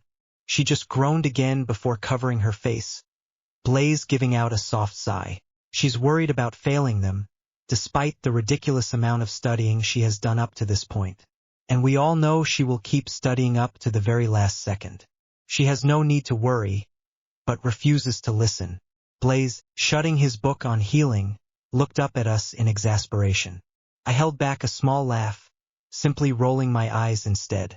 The exams shouldn't be that difficult, we are only first years after all. If my memory is right, the Newts were only slightly difficult. I won't have any trouble this time. At least, Pansy shouldn't have trouble either with her extensive studying. Anyways, this also means I will be getting the stone very soon. I need to make sure there are no kinks in the plan, and that I know what the backup plans are just in case something does go wrong. I doubt that will be the case. Draco strutted down to the common room a few minutes later, and we all quickly left for the Great Hall. Sitting down, I placed a few eggs on my plate, and some orange juice. I am pretty confident in my potions, but it's what I am worried about the most. Pansy sighed, grabbing a banana. Why not have Harry help you? He's at the top of our class. Actually, I am pretty sure he's at the top of our year. Blaze suggested, Draco nodding in agreement. That's true. But how much help could that be with only 5 days left? She replied after swallowing, hand reaching out for the pancakes. Actually, it could help a lot. I could be a very good teacher. I smirked, starting on the one egg I had grabbed. That's true. All right, it's worth a shot. She flashed a smile at me, just as the morning post arrived. I straightened my back, paying more attention. The wave of owls hid the one owl I asked to deliver the letter, to keep curious kids from noticing. I continued eating absent-mindedly, while Coral opened the small letter. There was a wave of curiosity coming from him, as he read the note. Valdi POV. I had been idly watching Potter while sipping on the cup of coffee I asked for. I couldn't figure out why, exactly. I have been so concerned about the boy lately. It was when I almost gave up watching him for the time being, that I noticed his back straightened and he kept on eating. Why is he so interested in the owls? And why hasn't he noticed yet that Pansy just filled his plate with eggs for the second time? She looks a little too proud of herself to finally have him eating more. And as good as it would be for him to eat, it's entirely unhealthy for one to eat more than they are used to in one sitting like that. I blinked, my train of thought interrupted by a small piece of parchment being dropped on the table in front of me. Curious, I cast a few detection spells to see if it was harmful in any way. After finding it clean, I opened it, not really expecting to find the words written down. Don't go to Fluffy. I will retrieve the stone and bring it to you. Trust in your snake. If you do not, I cannot guarantee your success in getting the stone. There are 3 others trying to get to it before you do, and they should not be taken lightly. P.S. If anyone else tries to read this, I have put a charm on the paper to appear blank and a spell to turn them into a toad. Adrian. I read over the letter a second time, before carefully putting it into my pocket and returning to my coffee. I have always figured the stone would be a trap for the old fool to try and capture me. It would be safer to let someone else get it for me. But if he fails, I will have to punish him, somehow. So he better succeed. I let out a slow breath of air, refilling the cup I just emptied. Harry POV, relaxing slightly at Voldy's calm response to the letter, and only mild curiosity coming through the link. I finished off the egg I had been eating. A few moments later, though, after finishing the bacon, I realized I had made a mistake. Harry, why are you turning green? Was Draco's question, soon followed by Blaze. Pansy, how many times did you refill his plate? Exactly? It's rather unhealthy for a person to eat that much after only ever eating 1 egg and 1 slice of bacon. Pansy just shrugged, trying to look as small and innocent as possible. He kept eating, so I thought he was super hungry today and kept adding more food.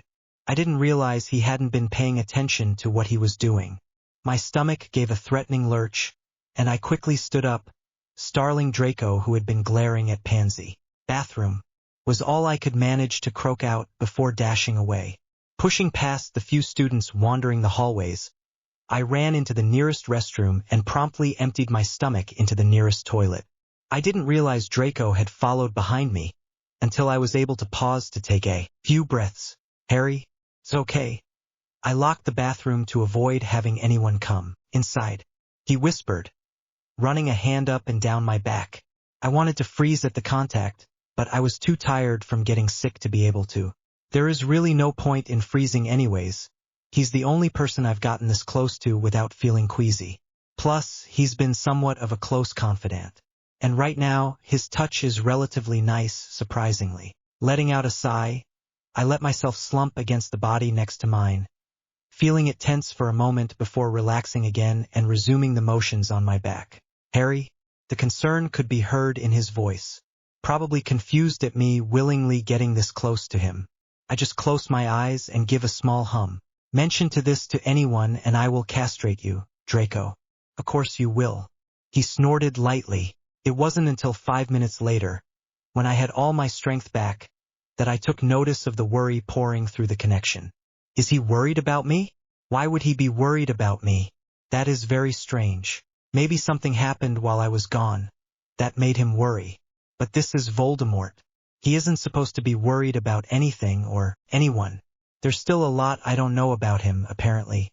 The real him, that is, not the monster he had been made to be in my past. Standing back up, I cast a tempest and was glad to see we weren't late for our first class yet. It's during potions that I realized the day will just keep going in the same fashion as the morning did. Awful. The class started normally enough, with Draco and I sitting towards the front with Blaze and Pansy, and Severus snapping his wand at the board to give us directions for today's potion. Before Severus had come in, Pansy was chatting away about the exams that were to be held in about 5 days, with Draco ignoring her and Blaze nodding along. When Severus ordered us to begin on the potion, one that was to be brewed on our own, I went to grab the ingredients as usual. What made things turn sour was my lack of concentration. However, that could be blamed on Voldemort and his insistent poking at the link like a child looking at a strange new pet. I always assumed he knew about the link this time, but I was apparently wrong about that. So I was standing there trying to shop roots, and all I could really focus on was the poke, poke, poke, stab, poke, rub of Voldemort's mind. I nearly cut off a chunk of skin from my finger twice. It wasn't until Draco spoke up next to me that I realized I made yet another mistake. Harry, you just put in 5 large root slices instead of 2 small ones. You do know that could cause your potion to a large snap, interrupted what he was saying. I heard Severus let out a long sigh before speaking. Mr. Longbottom, how many times is, but he paused before finishing, having looked up from the book he was reading. His eyes had quickly scanned over the room and settled on my ooze-covered form. At least it isn't harmful yet. Mr. Potter? Why did you cause your cauldron to explode? He narrowed his eyes at me, more out of worry than anger or annoyance like some of the others in the room might think. Which I assume is what Weasley thinks, judging by his ugly snickering. I simply blink at Severus. I wasn't paying attention, Professor. His eyes narrowed a little more, before turning to Draco, who had his potion done by this point. Malfoy, take Potter to Madame Pomfrey. Yes, Professor. Draco piped up, grabbing both of our bags before walking out of the room. I followed closely behind. There was another wave of worry going down the link, and I let out a heavy sigh. What the bloody hell is going on lately?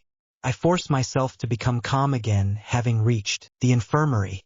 Draco was silent as Madame Pomfrey tooted and removed the ooze, before sending us off to our next class. Harry, are you feeling okay? You have been out of it all day. Did he say or do something regarding that letter? Draco looked over at me, worried. I managed a small smile. No, he didn't. And I am feeling perfectly fine. Just tired, probably. He gave me a skeptical look, and we continued down the hall. The next incident was, of course, in Dada. Voldemort was having us practice doing Expelliarmus and had paired us up with someone from a different house. I had already gotten the hang of holding myself back when doing spells, which I was glad for after being paired with a scrawny Ravenclaw boy. We had been exchanging spells for nearly 5 minutes with the poking resumed.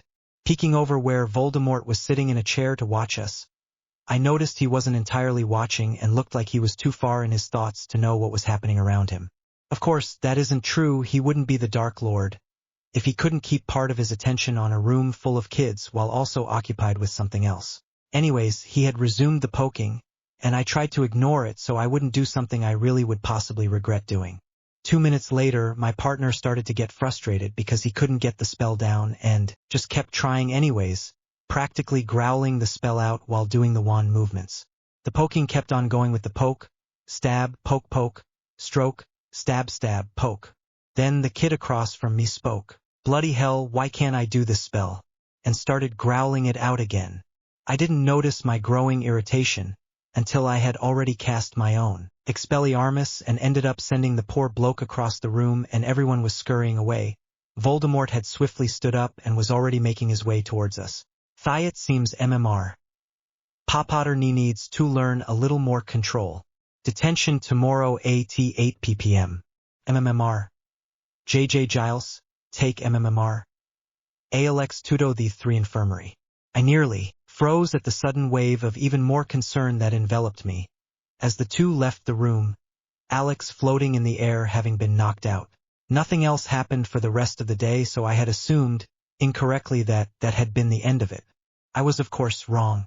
The 4 of us returned to the dorm after eating dinner, having sat down to chat when Severus walked into the dorm. It wasn't too uncommon to see him in there, so we just continued talking about what subjects we need to study more on. Mr. Potter. We paused our conversation again, to see him standing behind me. Yes, sir? I spoke to Professor Quirrell and he has agreed to let you take your detention with me. The time is still the same, come to my office first and we will go from there. This is probably not going to be a very fun guardian. Son conversation. I held back a small wince, and nodded. Yes, sir. He gave a short nod before leaving again, his robes snapping behind him. Detention?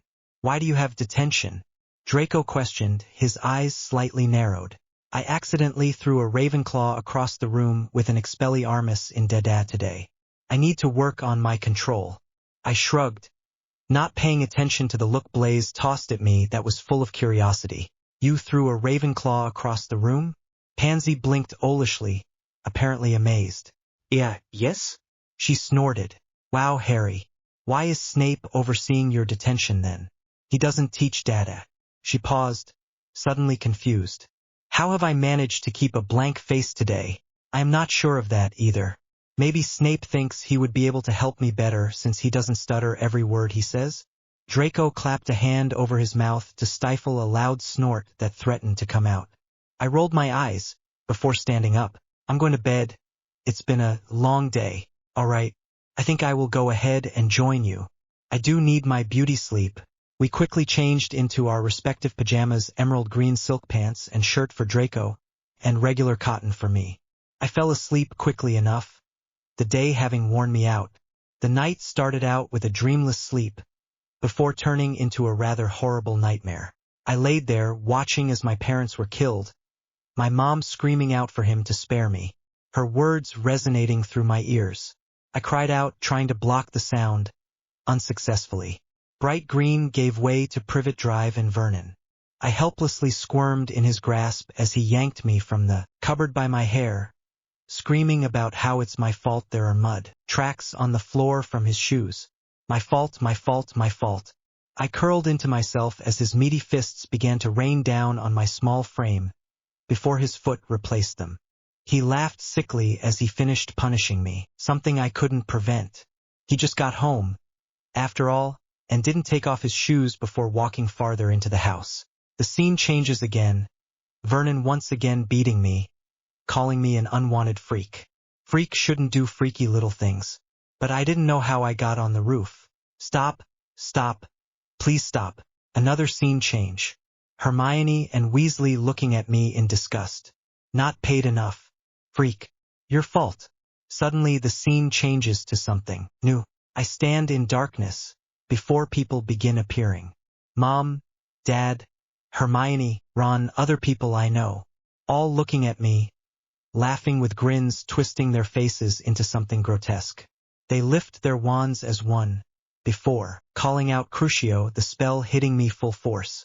I try not to scream, before Voldemort appears, adding in his own spell, while digging a dagger into my arm. Well, worthless, pathetic freak, why don't you just die already? It's all your fault we are dead. We always secretly hated you. Their crazed laughs begin a song of torture, and I finally release a gut-wrenching scream. I am jolted away by a frantic shadow shaking me. I freeze, still slightly caught in the nightmare. I reach for my wand, shaking, pausing when I hear them talk, their voice faint in my ringing ears. Harry? Harry? Draco? I croak out, my throat raw from screaming. I heard Draco released a breath as though he had been holding it for the past few moments. When his hands leave my shoulders, I realize just how badly I am shaking. Not caring about appearances, I reach out and drag him back towards me, clutching him in my arms. I feel a hesitant hand at my back as it begins tracing circles, and the other one presses my face towards his heart, his hand wrapped in my hair. Is this what it feels like to have a caring friend? Brother? Evan. Was my last conscious thought. I am distant from everyone for the rest of the week, not wanting to talk to anyone. I don't forget to put a silencing spell on my bed again when I go to bed. During the detention with Severus, I hardly said 5 words which seemed to worry him even more. But I didn't really care. I need to focus on helping Voldemort, and having friends will just hold me back. Having someone that's like a brother to me will hold me back. I can't risk that. I can't risk them. They will realize eventually that I am not worth being friends with and will give up trying to talk to me. I haven't seen Aaron in quite a while, though I assume he is staying with Voldemort and keeping an eye on the Gryffindor trio. I could feel both Dumbledore and Voldemort's gaze following me the entire week. I also eventually figured out how to close the link so I wouldn't feel the pokes or anything else coming through it from him. The runes I wore blocked multiple spells Dumbledore tossed at me. Also, I am pretty sure I could feel Hogwarts trying to help me. Anyways, with the exams now over and done with, I need to make sure I have everything ready for when I get the stone. Tomorrow night, I give a sideways glance to Draco, who nods nearly imperceptible. We had this all planned, with me doing most of it. Draco's only job is to get me out of the dorm without suspicion from others. Seeing his nod, I blink back at Pansy, who was talking about what she wants to do over the summer break. Letting out a yawn, I move myself out of the chair I was sitting on. Sorry guys, I'm pretty tired. I should go to bed if I want to wake up in the morning. Blaze gave a small nod, while Pansy chuckled. Draco simply blinked, before I waved goodnight and left to go to our room. Exactly 20 minutes later, I am headed back down to the common room, draped in the invisibility cloak. I can hear Draco standing from his seat as I reach the last step of the stairs. I continue walking, letting the cloak brush his arm slightly so he knows I am there. The plan so far has gone pretty smoothly. I claim to be tired and return to our room. Then 20 minutes later I leave with the invisibility cloak. This is where Draco comes into play. I'm gonna go see if the kitchen has any snacks. You two want anything? Draco spoke up, glancing between Pansy and Blaze. Nope, I'm still full from dinner. Pansy patted her stomach with a slight smile. No, but Draco, we just ate 2 hours ago. Blaze frowned, probably wondering why Draco is getting more food. Draco simply shrugged. It's mostly for Harry, since he didn't eat at dinner time. He skipped lunch as well? Or did you not notice? He sighed. I'll be back in a few. Don't wait. He headed towards the door of the common room, slipping out while holding the door open for an extra half second, just long enough for me to quickly exit behind him. This part of the plan was so no one would question why the door was opening and closing on its own. Draco is also going to actually head to the kitchens and get some food, since I won't be back until late and will probably be a little hungry. Skipping both lunch and dinner helped to make this more legitimate. I followed silently behind Draco through the halls, before we go our separate ways. When we reach the top of the steps, we are both pretty confident that this will work, and if it doesn't we have a plan B ready, as well as a plan C. I walk swiftly, needing to reach the room before the golden trio does. I need to have my timing just right, or else it won't work. I remember how quickly the harp stopped playing when we had reached the room, and I need to recreate that without knowing exactly what time the harp had been made the first time around. Pausing before the door, I take a quick breath of air and slip my wand from its spot in my pocket. Okay. I have an estimated 10 seconds before Fluffy realizes someone entered the room. That should be plenty of time. I practiced the spell last night to make sure I could cast it. It was easier than I expected it to be. I need to go inside now. Pushing the door open, I keep to the wall as the door closes again. Pointing my wand at the spot the harp should be, I whisper the spell. I can hear Fluffy starting to growl as the heads turn to try and see what opened the door. Usitara. I watched as the harp appeared, and it started playing a second later. I stayed where I was, listening to its breathing slow down as it fell asleep. It only took another 30 seconds before Fluffy was fast asleep and I deemed it safe to exit the room again. In about 30 minutes the harp will stop playing. The trio should arrive in roughly 28 minutes. I will have to wait out here until they get the stone. Sitting on the floor across from the door, I make sure the cloak is covering all of me before slipping back into my mind, searching for the piece of Voldemort inside me. Third PPOV. The hurried steps of 3 people could be heard coming near, before they stopped in front of the closed door where they knew Fluffy would be waiting for them. Ron was nervously looking around, while Hermione quickly opened the door. Neville held a flute at the ready, about to start playing, when the sound of a harp reached their ears. Confused at the harp and already sleeping dog, they shrugged and began to move the large paw off the trapdoor it was protecting. Pulling open the door, Ron let a frown mar his features before looking over at Hermione. It's too dark to see anything down there. Would you like to go first? Hermione huffed. No, not particularly. I'll go first, then. Neville stepped towards the other two, looking down at the darkened space. Ron shrugged before moving away. Be careful, Neville. Hermione spoke up, offering a smile. Neville returned it before letting himself jump through the hole. He landed on something soft, which isn't what he was expecting. Looking up to what he assumed to be the direction his friends were waiting, he called up at them. It's safe. Come on down. Both Ron and Hermione quickly joined Neville, a resounding bark following them down. It wasn't until Hermione tried to reach the other two that she realized the thing they landed on was wrapping them with what looked to be vines. Guys, stop moving around. This is Devil's Snare. Hermione stopped her own movements, trying to remember how to kill the plant. Light. Someone needs to spell us a light. I can't reach my wand. Neville quickly said, remembering what Professor Sprout had said about this particular plant. Of course, Devil's Snare likes the cold and damp. Thanks, Neville. Hermione grinned, quickly casting a strong Lumos. The plant released them and they hurriedly went further forward. After getting halfway down the passageway, Ron paused and tilted his head slightly. Ron, what is it? Neville asked, hoping it wasn't something terrible.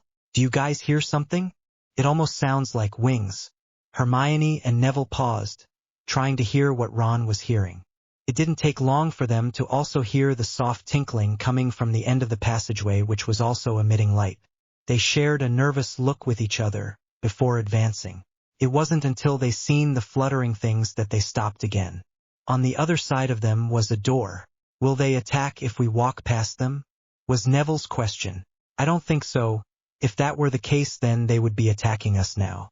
We aren't that far away from them. See the broom? We probably have to catch one or more of them to get through the door. Hermione answered before walking forward.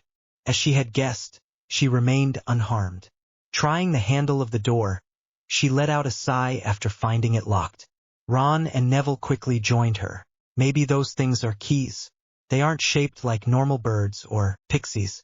Ron suggested, looking between the things in the air and the lock on the door. Neville nodded in agreement. We would be looking for an older key, then. A silver one that's also big. Hermione was looking at the keyhole. Okay, I'll get it. Or try to, since I am really bad at flying. Neville offered, shooting the broom an unsure look. If you don't want to, I could get it. Ron offered, but Neville simply shook his head before heading towards the broom. Grabbing hold of the broom set the keys into a swift nosedive towards him. Quickly mounting the broom to avoid being stabbed by 100 keys, he pulled himself upwards towards the ceiling, the keys following his path. Turning around a few large columns, he spotted the key they were describing a few moments later. Pulling on the broom once more and nearly falling off, he shot above them, reaching one arm out to snatch the key from the air. Rushing towards where Ron and Hermione were standing, he tossed the key in their direction. Hermione caught it from the air before it could get away and stuffed it into the keyhole. When the door was opened, Hermione and Ron dashed into the room and moved to the side for Neville to fly into the room. Slamming the door shut, they could hear a dozen dull thuds from the keys embedding into the wood of the door. The sudden illumination of the room got their attention once more. Ron gaped at the sight of the huge chessboard and chess pieces. Hermione paled slightly, and Neville let out a small groan. Let me guess, we have to play chess now. I suck at chess. Neville sighed, walking towards the chessboard. Hermione kept walking, seeing if she could just keep going. Neville's assumption was confirmed when her path was blocked by two knights. All right, this shouldn't be too difficult. I assume we will be playing with the black pieces. Ron looked around the board thoughtfully for a moment. Before coming up with a plan, Neville, you can be the bishop right there, and Hermione, you can be the queen's right castle. I'll be a knight. The three moved to their respective places, waiting for the game to begin. In the end, Ron sacrificed himself so that they could win the game. Hermione stayed behind with him while Neville moved forwards. He was confused when the only thing he saw in the next room was a mirror. He slowly moved forwards to stand in front of it, not sure what to expect. Glancing around nervously, he nearly passed out from shock when his reflection began to move. It winked at him and made the motion of putting something in its pocket. Neville was even more startled when he felt his pocket grow heavier. Slowly reaching into his pocket, he pulled out a blood-red stone that was just a little smaller than his own fist. Not wanting to stick around much longer, he quickly left the room and rejoined Hermione and Ron. "Do you have it? What happened?" Hermione questioned as soon as she saw Neville re-enter the chess room with a bewildered expression. "Nothing happened." "Well, not really. There was only a mirror, and after looking into it, my reflection moved and next thing I know, the stone appeared in my pocket. There was no one else there. Maybe we just got here before Professor Snape could?" Hermione hummed softly. "No matter if that's the case, we need to get out of here before he does decide to come and try to steal the stone." She turned and cast a quick reinnervate on Ron, who quickly woke up. "What happened?" Ron questioned, standing up on shaky legs. "We have the stone. We don't think Professor Snape has come to try and steal it yet. We need to leave now if we want to keep it that way." Hermione spoke, getting back up. Ron nodded in agreement, and they quickly left the room. When they finally reached the room Fluffy was in, flute in hand once more, they were startled to see the harp was playing again and Fluffy was already deeply asleep. However, what scared them was the boy dressed in Slytherin robes that was standing right in front of them with a small smirk. HPV. About 2 hours after the trio went into the room, I stood back up and dusted my pants off. Now begins the final part to the plan. I entered the room again, invisibility cloak still on, and swiftly recast the spell for the harp to play. It didn't take long for Fluffy to fall back asleep.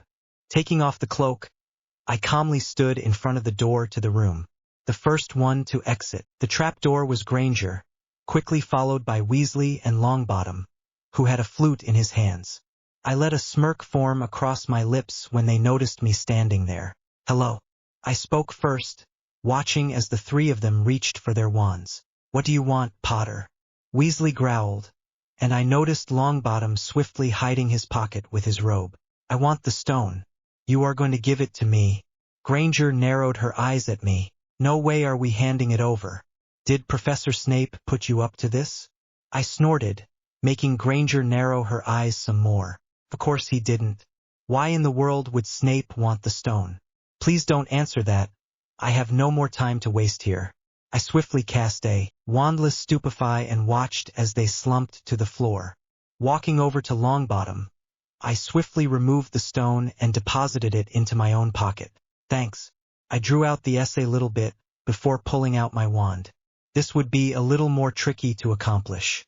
I cast an Obliviate, making sure to erase any memories regarding the stone and Fluffy and any other memories that even slightly mentioned anything that had to do with Voldemort throughout the year, aside from the ones where someone else mentioned him first. Casting the spell on each one of them, I lifted the stupefy after putting my cloak back on, then quickly left the room before they would notice the door opening on its own. I met back up with Draco outside the common room, brushing the cloak against his arm to signal that I was there. He straightened back up, before silently heading back inside, once again holding the door long enough for me to enter behind him. The common room was empty, with it nearing midnight. We remained quiet until reaching our shared room. Pulling off the cloak when the door was shut, I quickly eyed the plate of food sitting on the desk next to my bed. "How did it go?" Draco asked, sitting on my bed as I sat to eat. "Brilliantly." I grinned, slipping the stone from my pocket and handing it to him. Draco eyed the stone critically, turning it in his fingers. "This is it?" "Yup. Looks like a regular stone, even though it's not." I pulled apart the bread, stuffing a piece into my mouth. Anyone would be hungry after skipping 2 meals. Draco hummed softly, handing the stone back over to me. "So, tomorrow you will meet with him face to face? If he will agree to the meeting, then yes. And if he listens first and fires spells second." "How do you know he won't fire spells first?" Draco looked over at me, having laid down on his stomach. "I don't, but I trust that he is curious enough to let me speak first." Judging by the annoying poking and prodding of our link, I would say he is a very curious person by nature. Draco just hummed again, trying to hide a small smile. Why in the world is he smiling? Is he hiding something? Maybe. If he is, it has to do with Voldemort. I'll find out eventually either way. Finishing the food on my plate, I stand back up. I'm gonna sleep now, thanks for the help today. Don't wait up for me in the morning. I'll meet you guys at breakfast.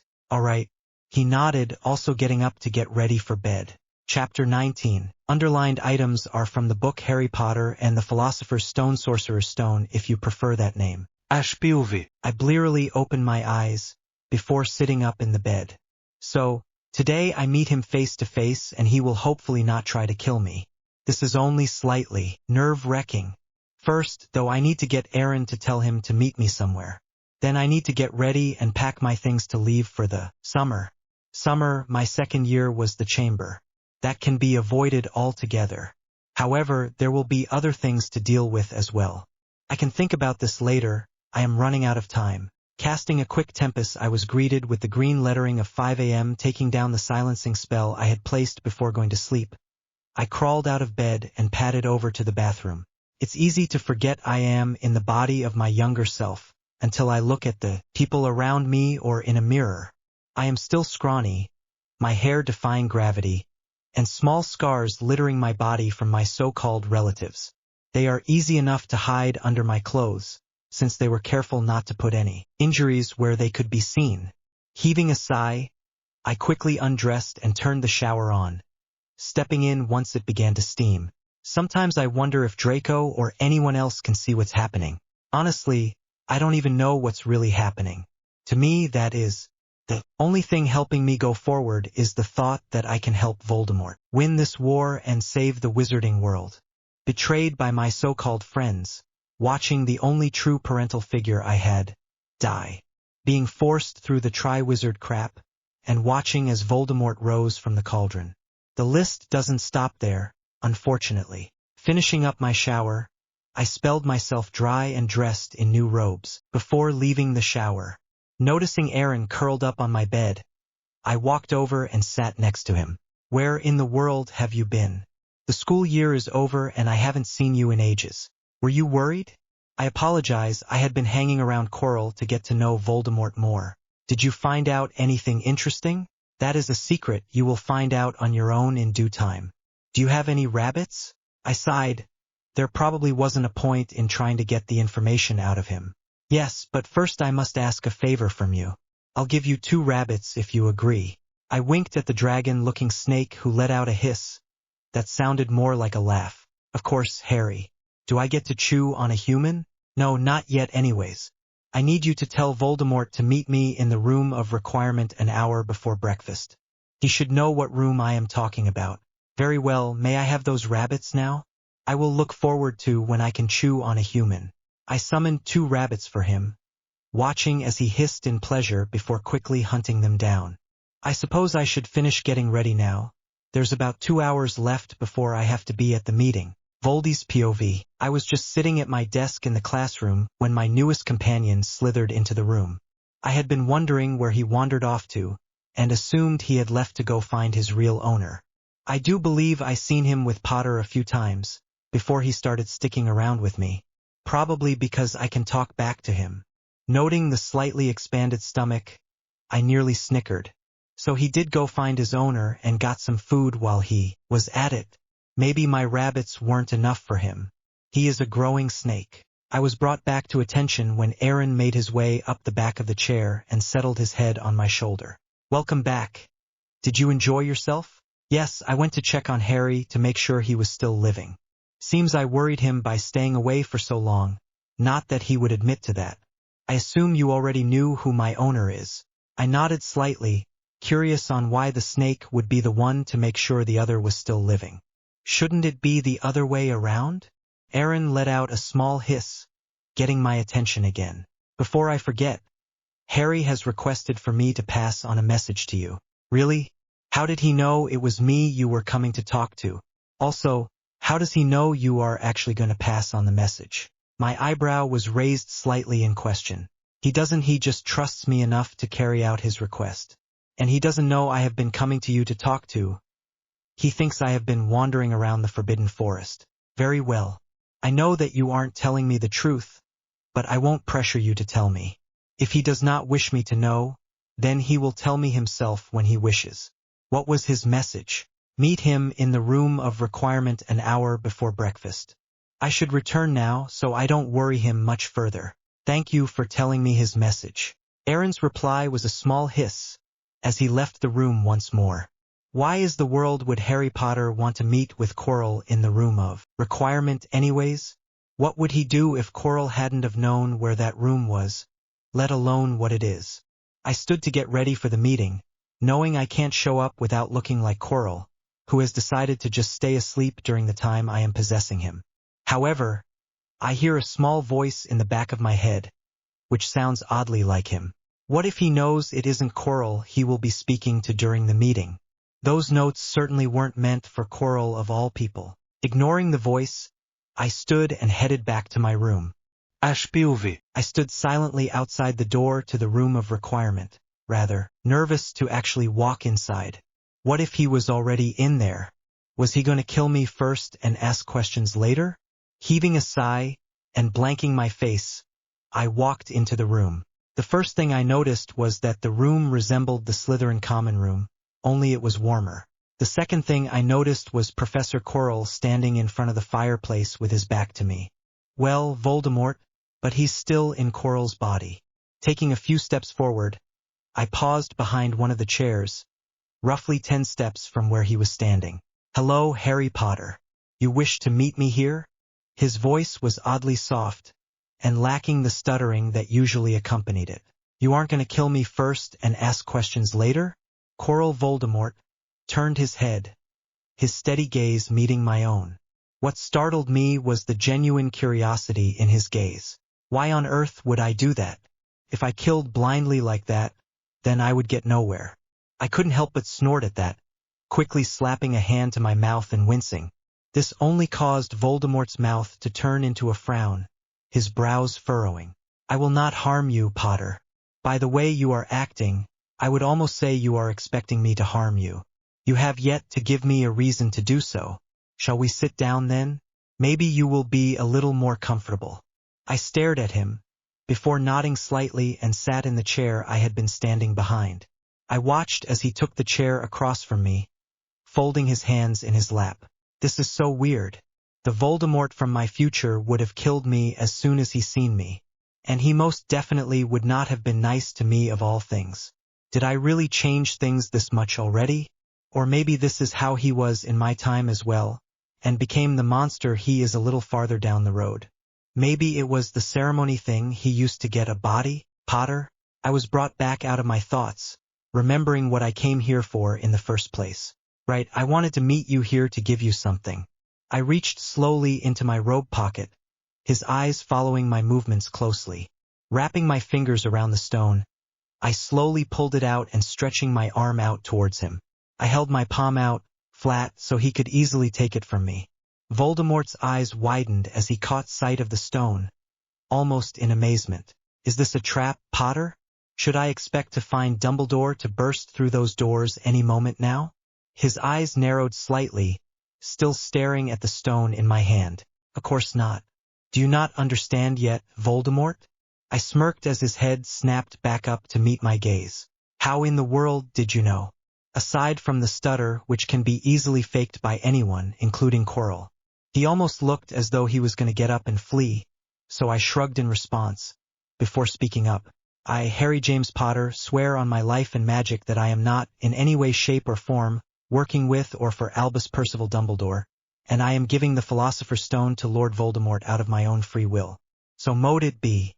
There was a small gust of wind, and a gentle white light covered me momentarily before leaving, deeming my statement to be acceptable.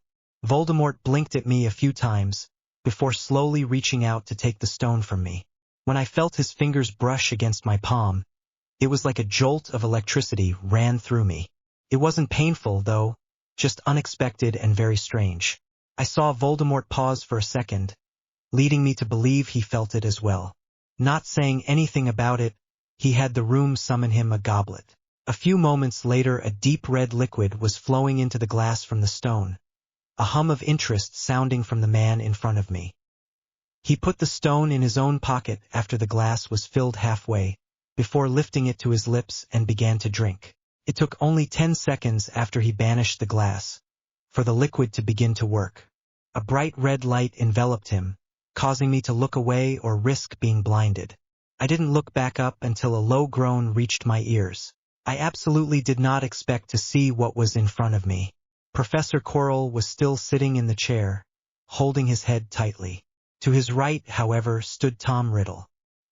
He was inspecting his hands, almost with an expression of awe, before running one hand through his shaggy black hair.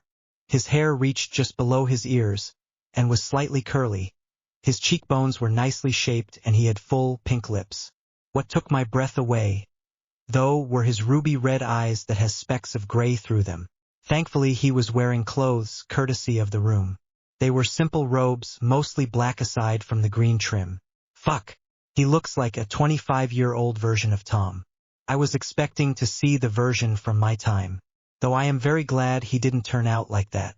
The lack of a nose alone was creepy. Potter, why are you staring at me like that? Voldemort's voice brought me from my thoughts. Hell, his voice alone was so much better. It was soft, almost melodious. I could feel the heat trying to gather in my cheeks. At least it wasn't rushing there. Sorry, I was expecting you to look different. Different how? He raised a fine eyebrow. Just different. I shrugged. Glad I was wrong though. What happens now? Voldemort gave me a curious look before looking over at Quirrell. Think you can handle one last meal, Quirrell? You will be rewarded afterwards for your assistance. Quirrell gave a shaky nod, before standing uneasily. I sighed, before pulling a headache potion from my robes. I hadn't been sure if a headache or pain potion would be needed, but I had brought both of them just in case. Here, it's a headache potion, it will help. Do you need the pain potion as well? I asked, opening the vial and handing it over. Thanks. This should be sufficient. He took the vial, giving it a small sniff to make sure I wasn't trying to poison him, and downed it. No problem. I watched as he sighed, before leaving the room to head to breakfast. Now then, you also need to be present at the feast. But first, are you willing to stay on my side? Or is all you are wanting to do? This alone was very helpful, but be warned. If you decide to go to Dumbledore when you leave this room, I will kill you. Voldemort stared at me, waiting for a response. I would never go to Dumbledore or the light. You have my loyalty, Lord Voldemort. I felt a hand land on my shoulder, the electricity going through me once more, only much stronger this time. My knees nearly gave out at the feeling, just barely managing to keep my reaction from showing. Why in the world is this happening when he touches me? It is so very different from when he touched me before. It's actually pleasant. Good to hear, Harry. Now go to the feast, it starts soon. I gave a nod, the hand leaving its spot. Ignoring the lingering warmth where it was, I pulled the map from my robes and held it out towards him. I'll need this back, but it will help you leave the castle without being spotted. Just say I solemnly swear I am up to no good when you want to use it, and mischief managed when you are done using it. It's a map of the school and shows where everyone's at. He took it from me, putting it in one of his own pockets. Very well, thank you. Now go or you will be late. I left the room, quickly heading towards the Great Hall. Things have now been set in motion. I need to start training in earnest. I've gotten rusty over the school year. I opened the doors to the room, already planning what to do next. Maybe I could start with finding people that would follow me to Voldemort's side and help train them. I will search out the twins first. I caught Draco's eye, nodding to him as I sat down beside him, to tell him everything went smoothly. He smirked in reply, going back to his conversation with Blaise. Hey Harry, where have you been off to? Pansy asked. I was searching for Aaron to make sure he wasn't left behind. I found him in the greenhouses munching on his dinner. Pansy made a face which I chuckled at. Dumbledore chose that moment to stand up at the front. Another year gone, Dumbledore said cheerfully, and I need to say few things before we begin our delicious feast. Hopefully your heads are all a little fuller than they were. You have the whole summer ahead to get them nice and empty before next year starts. Now then, the House Cup. Here needs awarding, and the points stand thus. In fourth place, Gryffindor with 312 points. In third, Hufflepuff with 352. Ravenclaw has 426 and Slytherin, 472. Words never came. All Dumbledore did next was send a cool stare over at me that sent shivers down my back, before he returned to his seat. It wasn't too long before we were exiting the train to greet our families. I stood with Draco, Pansy, and Blaze after locating Remus standing a little in the shadows away from the crowd of people. All right, you guys. Okay? Not sure if I will have time to visit with you during break, but I will try my best. Remus wants me to help with a bunch of new projects. I shook my head slightly with a fond smile. Both Draco and Blaze raised an eyebrow at me in response. You better try to visit with us, Harry. Pansy grinned. I better go though. I see my parents. Bye, I better get lots of letters from all three of you boys. She waved, before dashing off to greet her parents. I should be off as well, my mom should be waiting nearby. Be careful and don't do anything stupid, Draco, Harry. Blaze nodded his farewell, disappearing into the crowd. Standing alone with Draco, I let out a soft sigh. I should go, your parents are also probably waiting nearby. I smiled slightly before turning to leave. Harry, wait. Draco spoke up, stopping me from leaving. Yeah, Draco? I asked, curious about what he needed. You will take care of yourself, right? I know someone who wouldn't be pleased to hear you weren't, even if he doesn't know it yet himself. I would also be very upset to hear you didn't take care of yourself over the summer holidays. I can watch over you easily enough during the school year, but I can't now. So, promise me, please? Draco had a rather sad expression in his eyes, and I nearly deflated as his request. How could I promise something that I would probably not be able to keep? Remus has enough on his own plate trying to take care of himself. He can't keep an eye on me as well, and I know I will end up forgetting to eat more than once. Then there's the nightmares. But it's not like he knows I actually have those on a regular basis anyways. It's better to promise him so he won't be so worried. I let out a small sigh before giving him a small nod and smile. Promise, Draco. I turned around, heading towards where Remus was waiting. I didn't hear Draco whisper behind me as I walked away, liar.